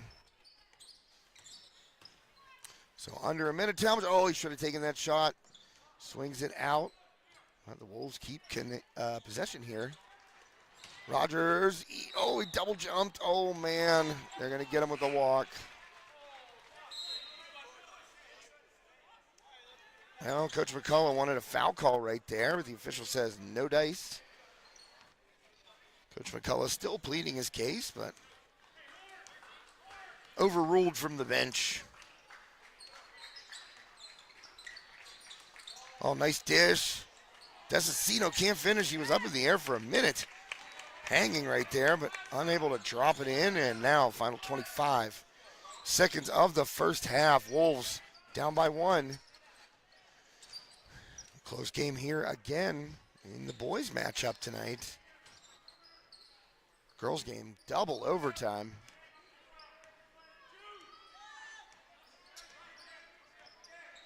Well, Talmadge going to have to do something. 5 seconds here, and I don't think Coach wants him to shoot from there, but he's going to. And no good.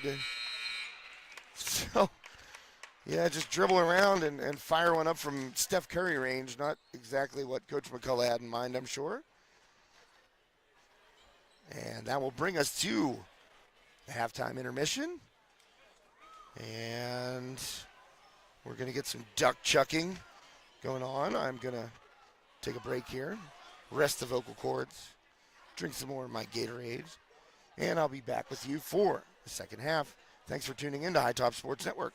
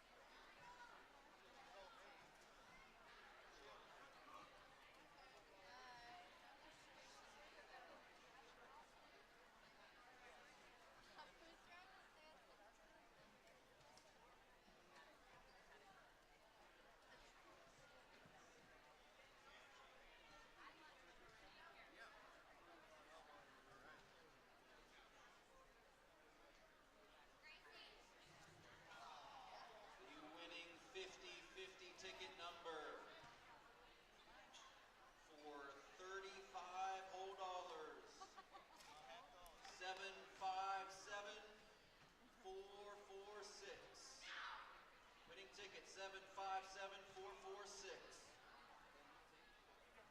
can be claimed at the table.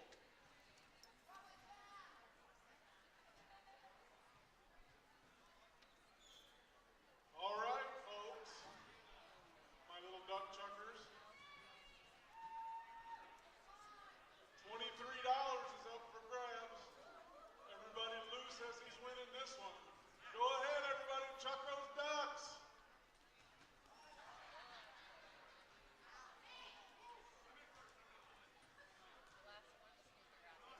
I'm looking up the number on this one.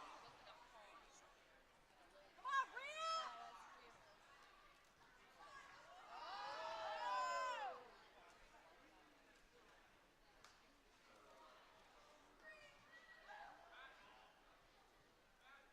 Is that everybody?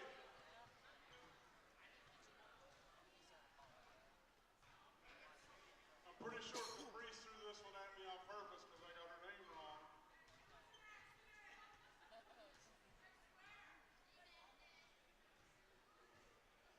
The winning duck,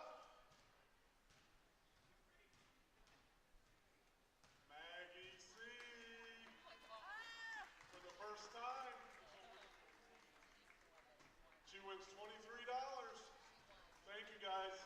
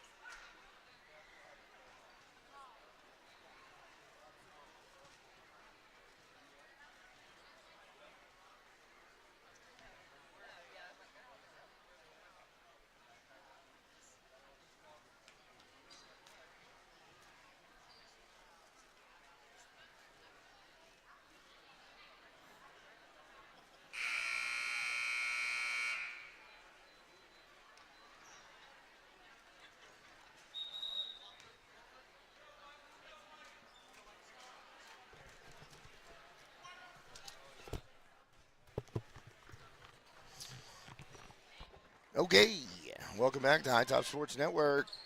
Second half of the Moniteau and West Shamokin boys game about to get underway here. 1 point game as the Wolves start with possession in the second half. And a quick bucket there.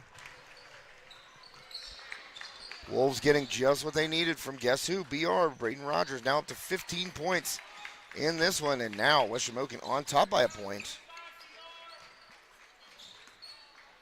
Rogers with that solid first half. He and De La Rosa Rugg for Moniteau going at it.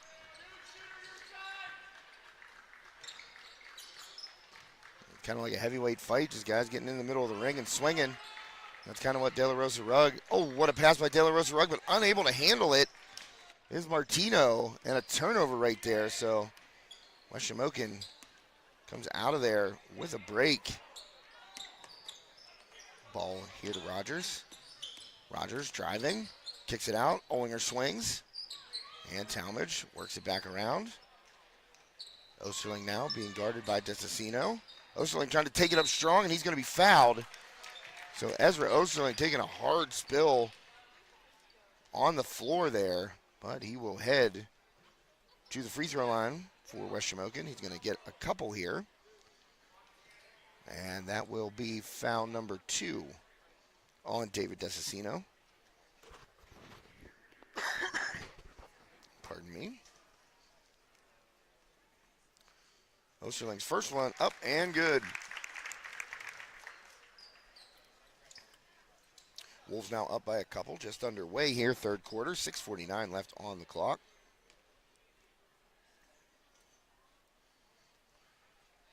And Osterling gets them both.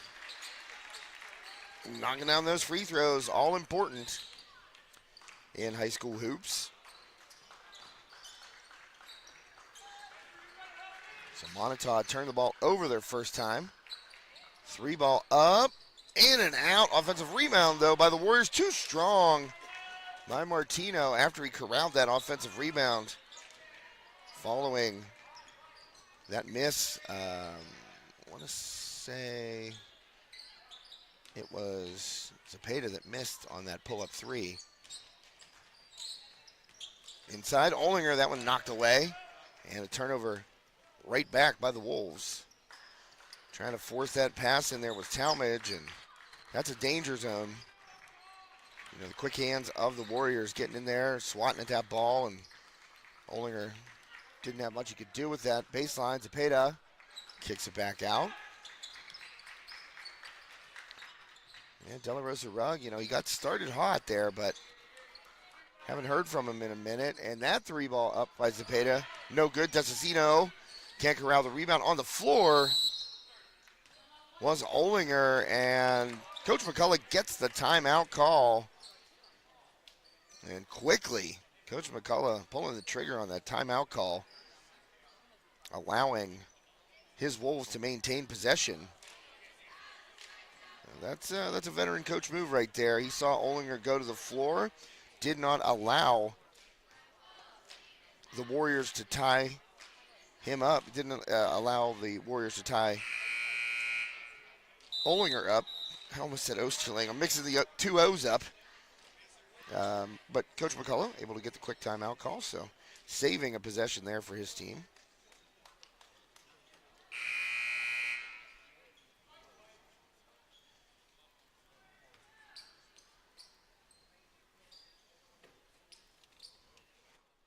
And Wolves will take possession of the ball.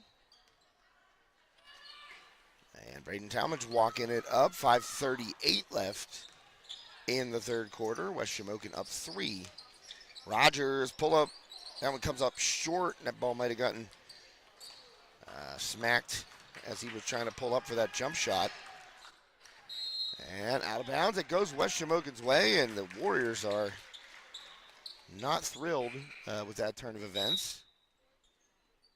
And checking in right now will be Sankey as David Martino takes a seat.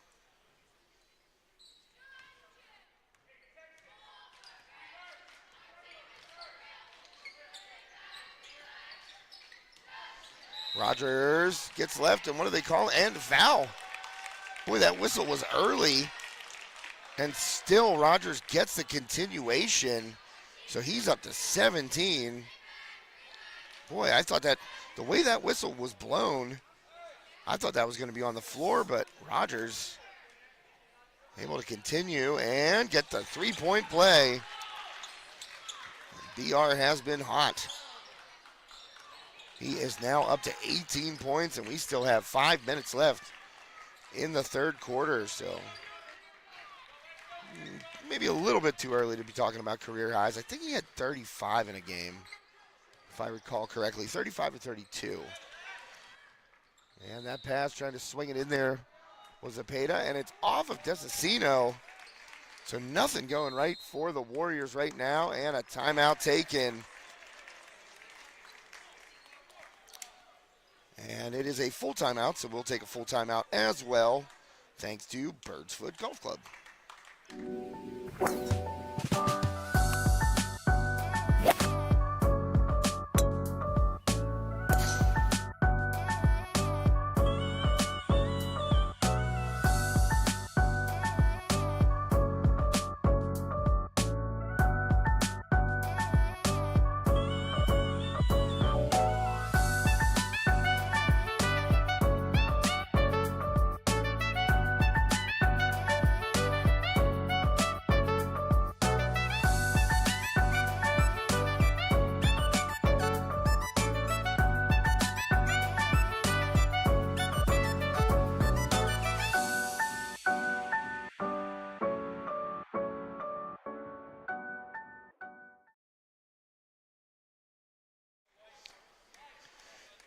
And welcome back here to High Top Sports Network. Josh Reichengoss with you this evening. Double overtime thriller in the girls' game. 58-56, Moniteau girls able to force OT on a big three at the end of the first OT. Able to force a second OT, that is. And they end up doing enough to snag a victory in the second overtime. Boys underway right now, 4:41 left, and the fake by Osterling. I'm mixing these guys up again. It's the O's, I'm telling you. But Osterling, a little fake there. It looks like Rogers let him cut through and then turned and got to the lane, and that will be foul number 3 for Monitau's David Desicino. So he is pretty much their lone size out there, listed at 6'5". Osterling, his last 3 from the free throw line, all good. And now the Wolves' biggest lead of the night, 7 points.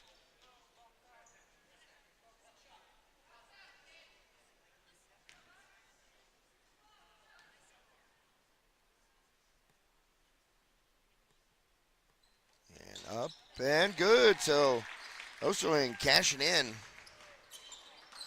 at the free throw line.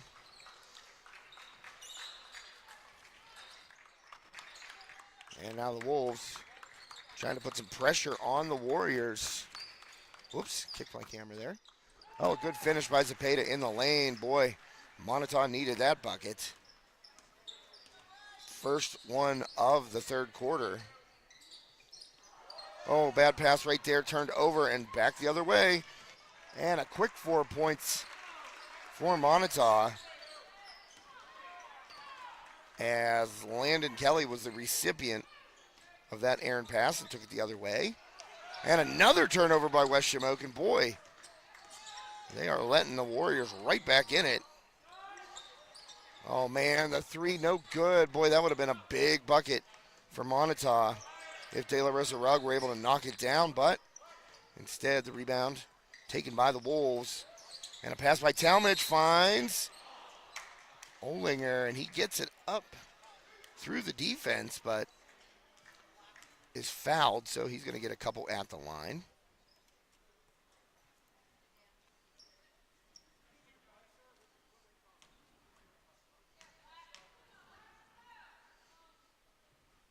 So Olinger first is good. As I said, hitting those free throws. I mentioned it a couple times in the girls' game, and we'll certainly do so again right here. You know, it's all important. Any close game, every coach, first thing you're looking at, how do we shoot from the line? And so far tonight, as Olinger gets another, so he drops in 2. And so far tonight, as I was going to say, Wolves have been doing a fantastic job. 3:33 left, third quarter. West Shamokin 32. Moniteau 26. In the corner, trouble. Klanowski. Oh, and Talmadge comes in and just strips it away. Nice steal from behind by Alex Talmadge, and that was set up by the defense of Klanowski. And Talmadge goes to the hoop and lays it in. Big bucket for Alex Talmadge. Moniteau trying to push it ahead. Here's Zepeda. He drives up and is fouled. So Zepeda going to go to the line, but a nice play all the way around by Alex Talmadge. Came in and used the good defense by Klanowski over there to cut off the corner. Came in and got a steal and then took it coast to coast. Laid it in. And the Wolves have an 8-point lead, but Zepeda at the line right now gets the first.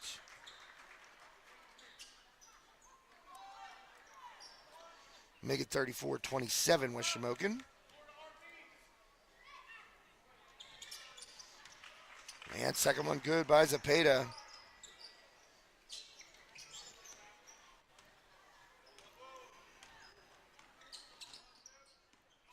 Talmadge being handed. Oh, man. I was going to say being hounded right there. Good defense by Moniteau.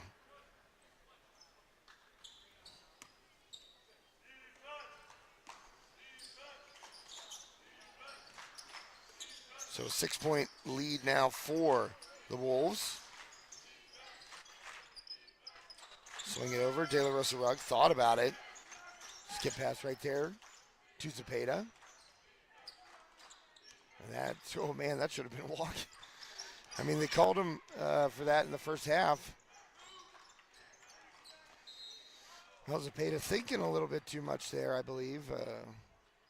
Maybe should have pulled up right there, but off of the Wolves and out of bounds, so the ball stays with the Warriors.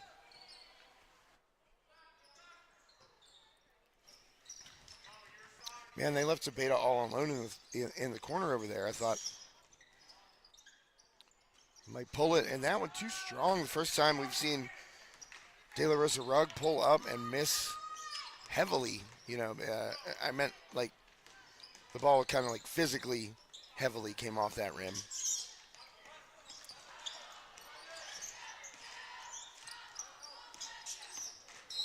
Oh, Johns going to draw another foul, and guess what? That's 5. That is 5 team fouls. These guys still don't know the rule. Nobody was lining up right away, but everybody getting there now. 6-point lead, 1:57 left here in the third quarter.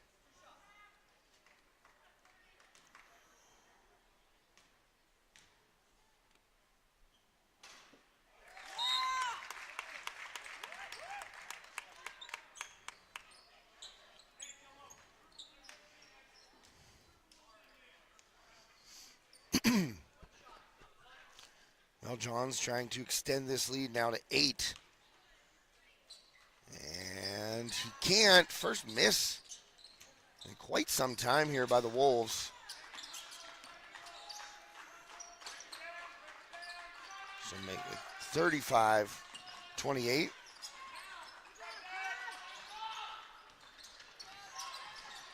And a turnover again by Moniteau. Good defense by the Wolves in this third quarter.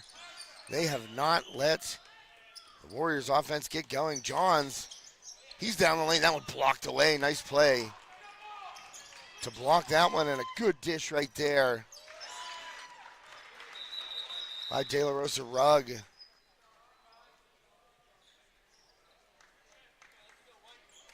Boy, he did kind of mesmerized there by De La Rosa Rugg's assist. And that was to Sankey. So 35-30 now.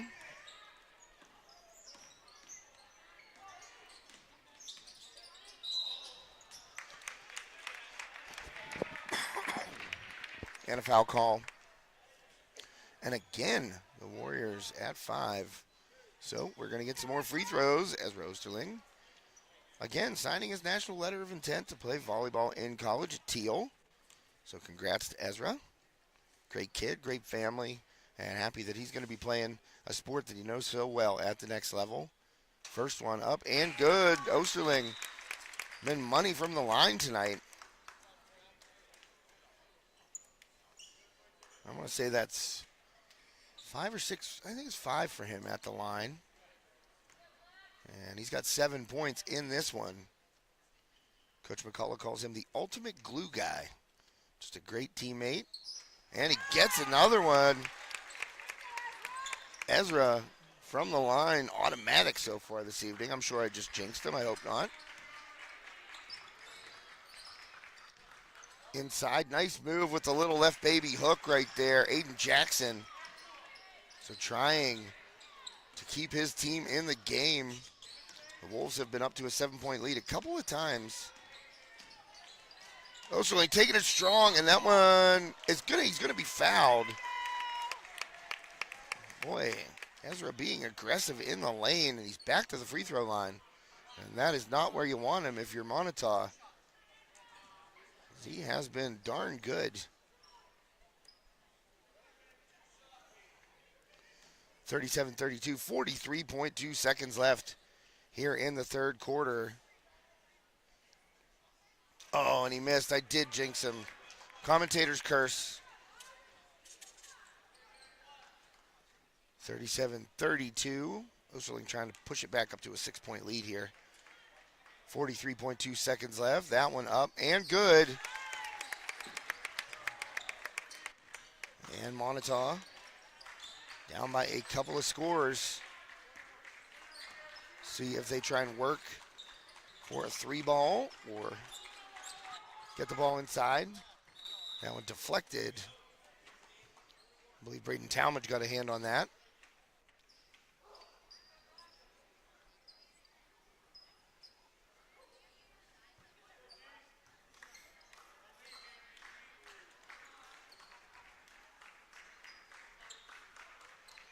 Well, the clock's going to tick away here. De La Rosa Rugg guarded by Braden Talmadge, and he's off, so nothing that the Moniteau senior guard needs to do right there. He gives it up to Zapata. Final 10 seconds, and that ball kicked out of bounds.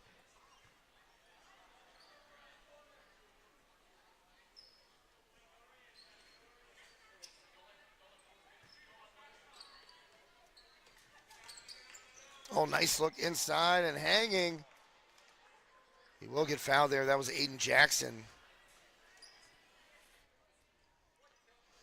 Boy, De La Rosa Rugg has really thrown some nice passes. How to try and free his teammates up. Jackson up in the air right there. He is hit there by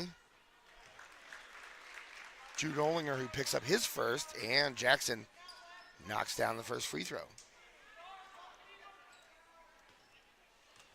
5-point lead, 4.1 seconds left. Jackson, second one, in and out. No good. Ezra got to fire it. Talmadge, and it hits the batting cage wire. New West Shamokin baseball head coach Anthony Rocco going to be hearing about that one.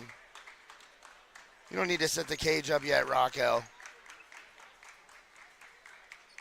And enjoy the West Shamokin cheerleaders here as we get ready to head to the fourth quarter on High Top Sports Network.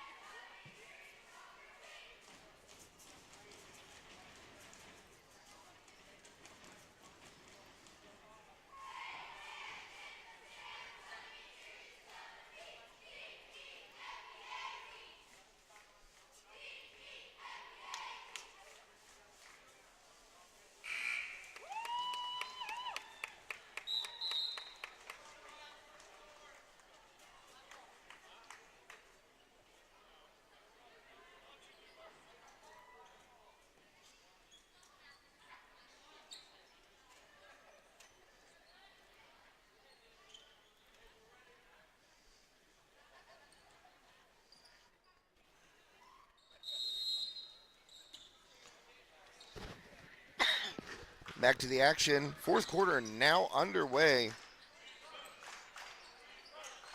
5-point lead for the Wolves over the Moniteau Warriors right now here on iTop Sports Network. Thanks for tuning in this evening for this doubleheader. Moniteau girls won in double overtime in the first game. Oh, nobody steps up on De La Rosa Rugg, but maybe that was the right defense. The D kind of sagged away from him, and he had an open look, but as hot as he was in the first half, the Wolves have done a good job limiting his shot opportunities. And he has no points so far in the second half. Osterling trying to get past, fires it back with the left hand, somehow gets it to Rogers. Oh boy, and Rogers has that one picked off. Taken the other way, up and good with the left-handed layup. Good anticipation, looked like a defensive back out there. That was Connor Ely. And that cuts it down to a three-point game. Fired by Talmadge, and he gets it. Big answer there by the Wolves. And Zepeda's going to be fouled at the other end, but a nice response there by Talmadge. 41-35, so a 6-point advantage here. Fourth quarter just underway, 6:43 left in regulation. Zepeda in and out, misses the first.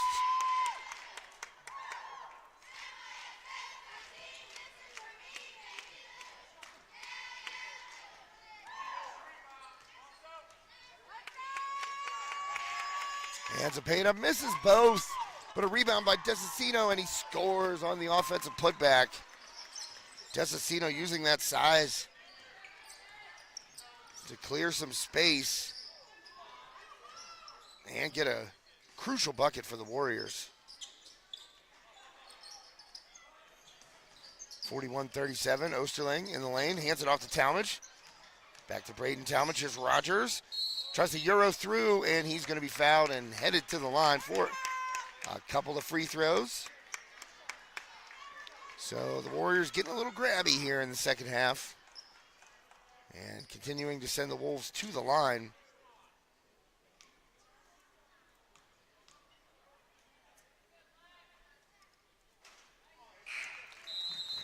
And first one, no good there by Rogers. 6:17 left, fourth quarter. And missing them both. Uncharacteristic there.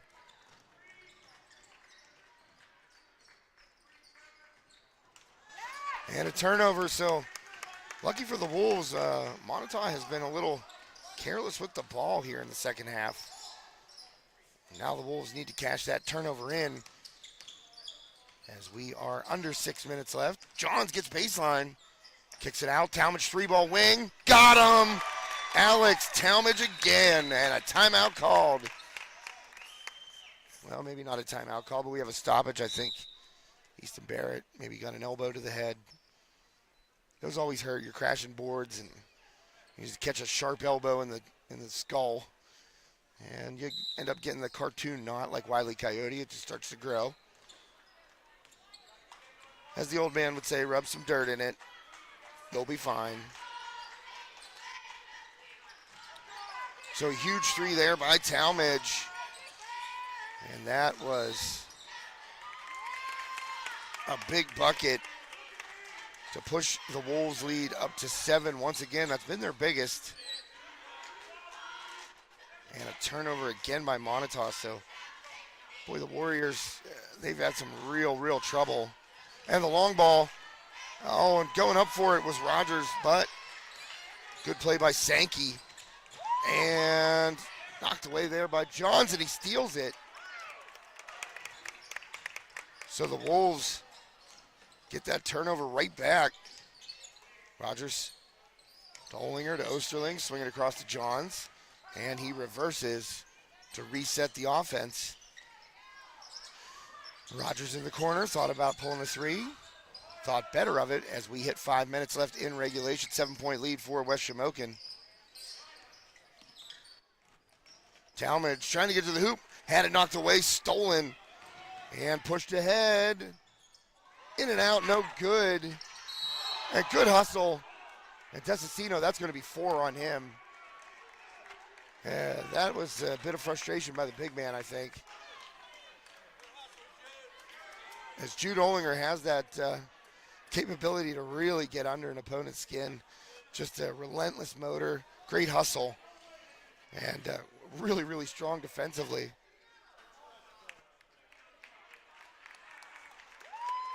Well, the flagrant goes against Tessicino. Well, they got it up there as, yep, that's flagrant on him.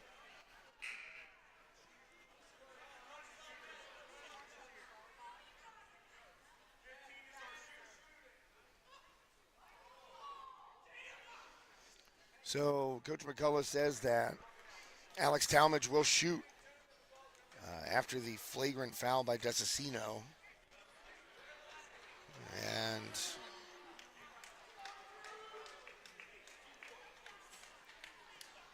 that will, Olinger will shoot. And that one good. Jude Olinger knocks down the first.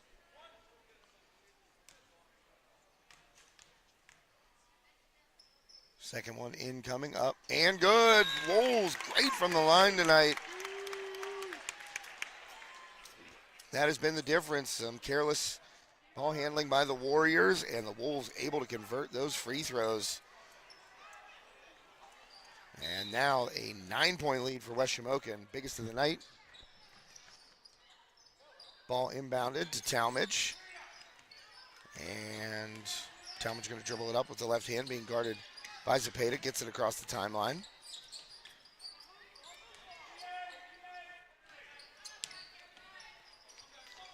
Rogers swings it back. Osterling under the hoop. Tries to get up under. Reverse layup, Ezra Osterling. That's a huge bucket right there to push the lead to double digits as we are at 4:15 left in regulation. Ezra Osterling feeling it tonight. He is up to 11 points. And a timeout called. Oh, and a warning to the Moniteau bench right there. Now you saw it on your screen as the teams were walking off. And, a little dicey here. Moniteau feeling that the men in stripes are not calling it equally both ways. Not so sure they don't have a gripe. Some, inconsistency to say the very least.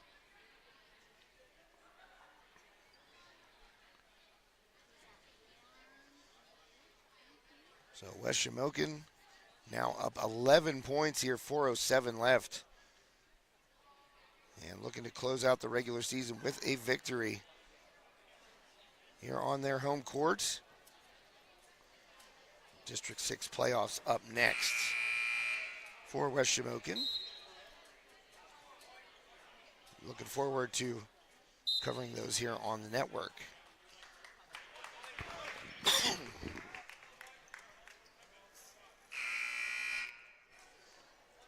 Well, after that flagrant, things kind of got sour on the Moniteau bench there.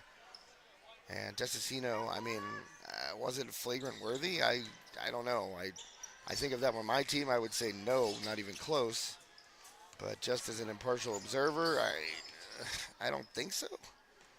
But that was the call, and you got to go with what the guys in stripes call.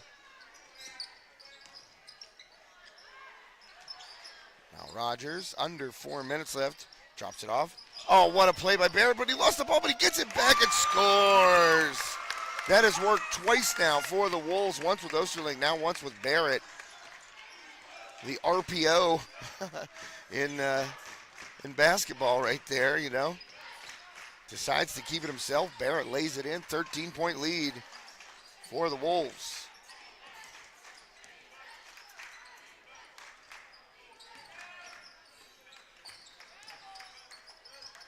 And I'll tell you what, Travis Johns got a hand. Oh, they're going to whistle Johns for the foul. That's a tough call because Johns got his hand on the ball, knocked it away from Ely. and then reached back in. And as the great Mike Lang would say, got caught with his hand in the cookie jar. It applies. Might be a hockey announcer, but it applies.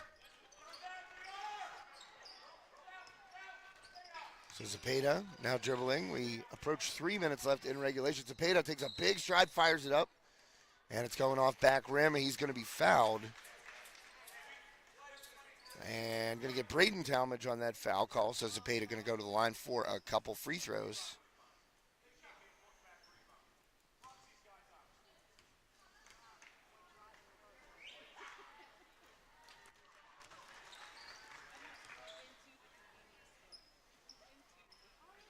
Zepeda gets the first 12-point lead now for the Wolves, 50-38. And Zepeda gets them both.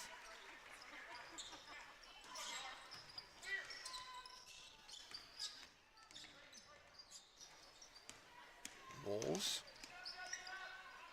getting some pressure here from Moniteau. And Rogers kicks it out. Talmadge up top. There's Barrett. Oh, he had a man. That's Braden Talmadge. Spins in the lane and has it ripped away by Ely. Zepeda now kicks to the corner. 3-ball up. Oh, man. De La Rosa Rugg can't find it. And a great rebound by Barrett, excuse me. He's calling a timeout. He didn't like it. He had guys swarming all around him, and he said, no way. I'm going to take the TO right here. And a wise move by the West Shamokin big man. 2:30 left in regulation, 11-point lead for the Wolves. Well, West Shamokin came to play tonight for sure. Wanting to pick up that victory to end the regular season, head into the district playoffs on a high note.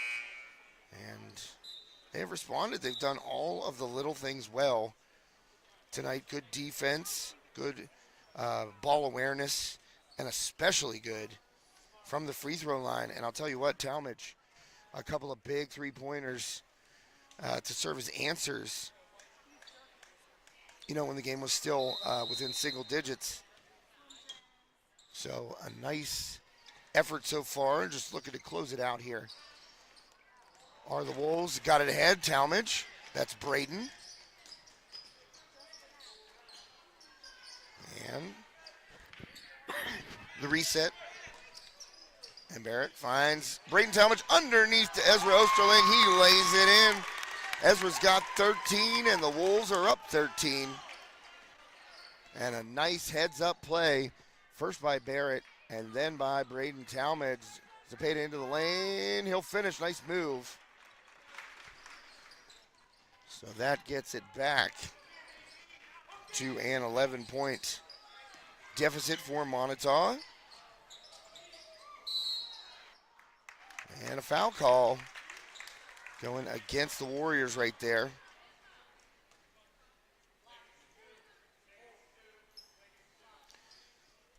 11-point lead, 1:45 left. West Shamokin looking to hold on for a victory to close out the regular season. Braden Talmadge on the inbound.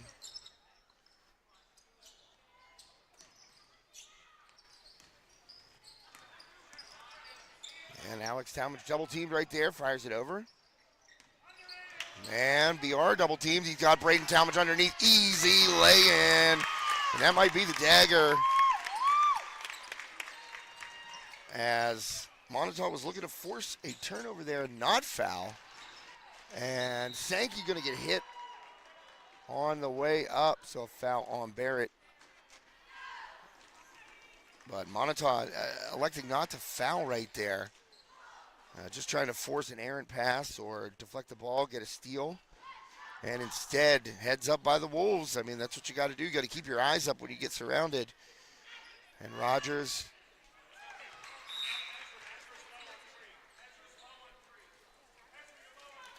able to find a teammate who found, I can't remember, was it Barrett that found Talmadge? Either way, good ball movement in the face of some constant pressure. And no good there by Sankey.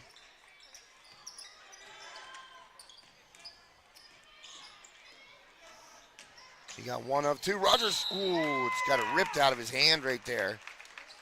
And he went up, and boy, that's scary. Because when you're going up like that, oh man, you get that ball ripped and it's below your waist. You know, you could catch a body right there and not land on your feet. So lucky that Rogers was able to control himself while he was in the air, having that ball ripped away. First one up and good. So BR now up to 19 points to lead all scorers. Also in double digits, Alex Talmadge with 11. Ezra Osterling with 13 tonight, and Rogers hits them both. So a nice, well-rounded effort by the Wolves tonight. Got that secondary scoring. De La Rosa Rugg. And he gets the shooter's roll off the front of the rim. Three-pointer in from long distance. And a quick timeout called. And the cheerleaders are not getting up. So we will take a quick commercial break. Thanks once more to Armstrong Indoor Athletics. Armstrong Indoor Athletics, located at 132 South Grand Street Avenue in downtown Katanning, offers a state-of-the-art training facility and top-tier instruction by experienced coaches to help turn your youngster into the best baseball or softball player they can be. Batting cage and bullpen lane rentals are available for 30 to 60-minute sessions, and you can also sign your baseball or softball player up for private hitting, pitching, fielding, and catching instruction with our knowledgeable staff. Be sure to visit Armstrong Indoor Athletics online at aia.team or call them at 724-599-9761 for more information today.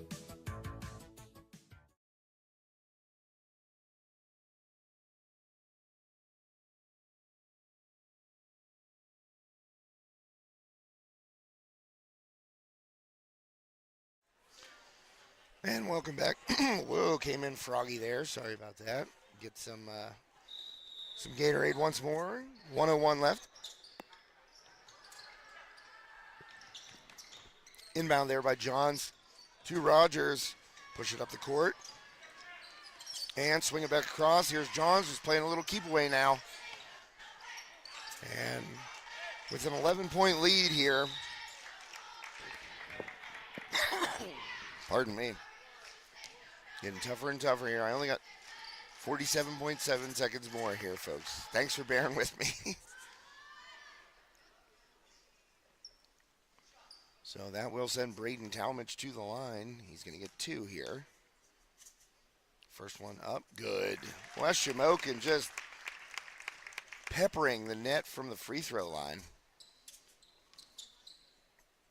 And Coach McCullough most certainly we'll talk about that. Oh, Talmadge misses, and he goes after his own rebound, but can't get it. Out of there with it are the Warriors. Push it ahead. Swing it to the corner. Three ball up and good. That one hit by Ely. And ball inbounded. Coming to the middle right now. And taking a bump is Travis Johns. So 57-48. And that means Johns in his silky smooth baritone voice will head to the free throw line. First one up and good.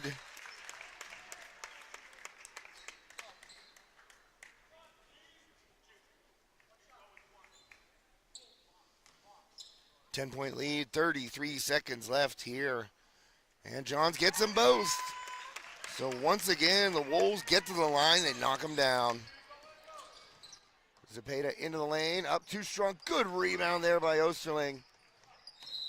And a foul quickly by Ely, and that's going to send Johns back to the line.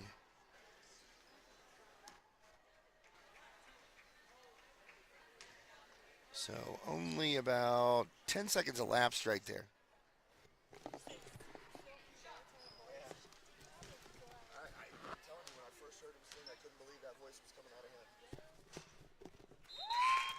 And Johns hits a free throw.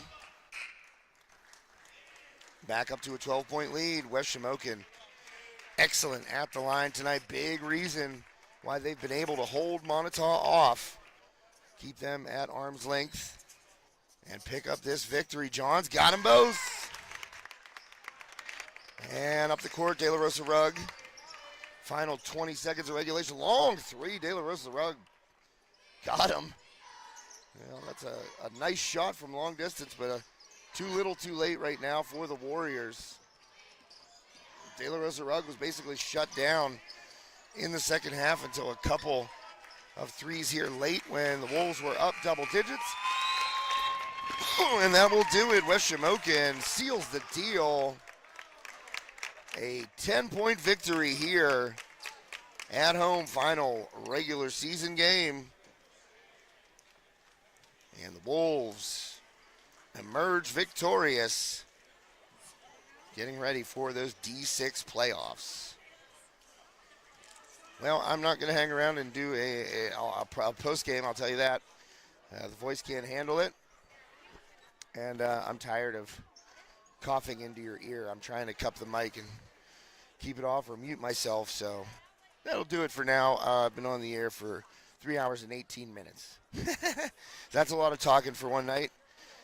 This guy definitely going to shut her down right now. But listen, thank you for tuning in once more. Thanks also to Shortway Roofing Incorporated and Carson Boyer Funeral Home and Monuments, great sponsors of our coverage of West Shamokin basketball this season. Thanks to Jenny Schulteis at Schulteis Roofing and Brian Myers at Carson Boyer. Thanks to all of our wonderful sponsors here on High Top Sports Network. Next broadcast, Thursday night, Armstrong Hockey Senior Night, sponsored by the John F. Graff Insurance Agency, downtown Katanning. Make sure you tune in for that. All right, well, to recap the final scores, 58-56, double OT win for the Moniteau girls, and then a 61-51 win for the West Shamokin boys in the nightcap. For the entire High Top Sports Network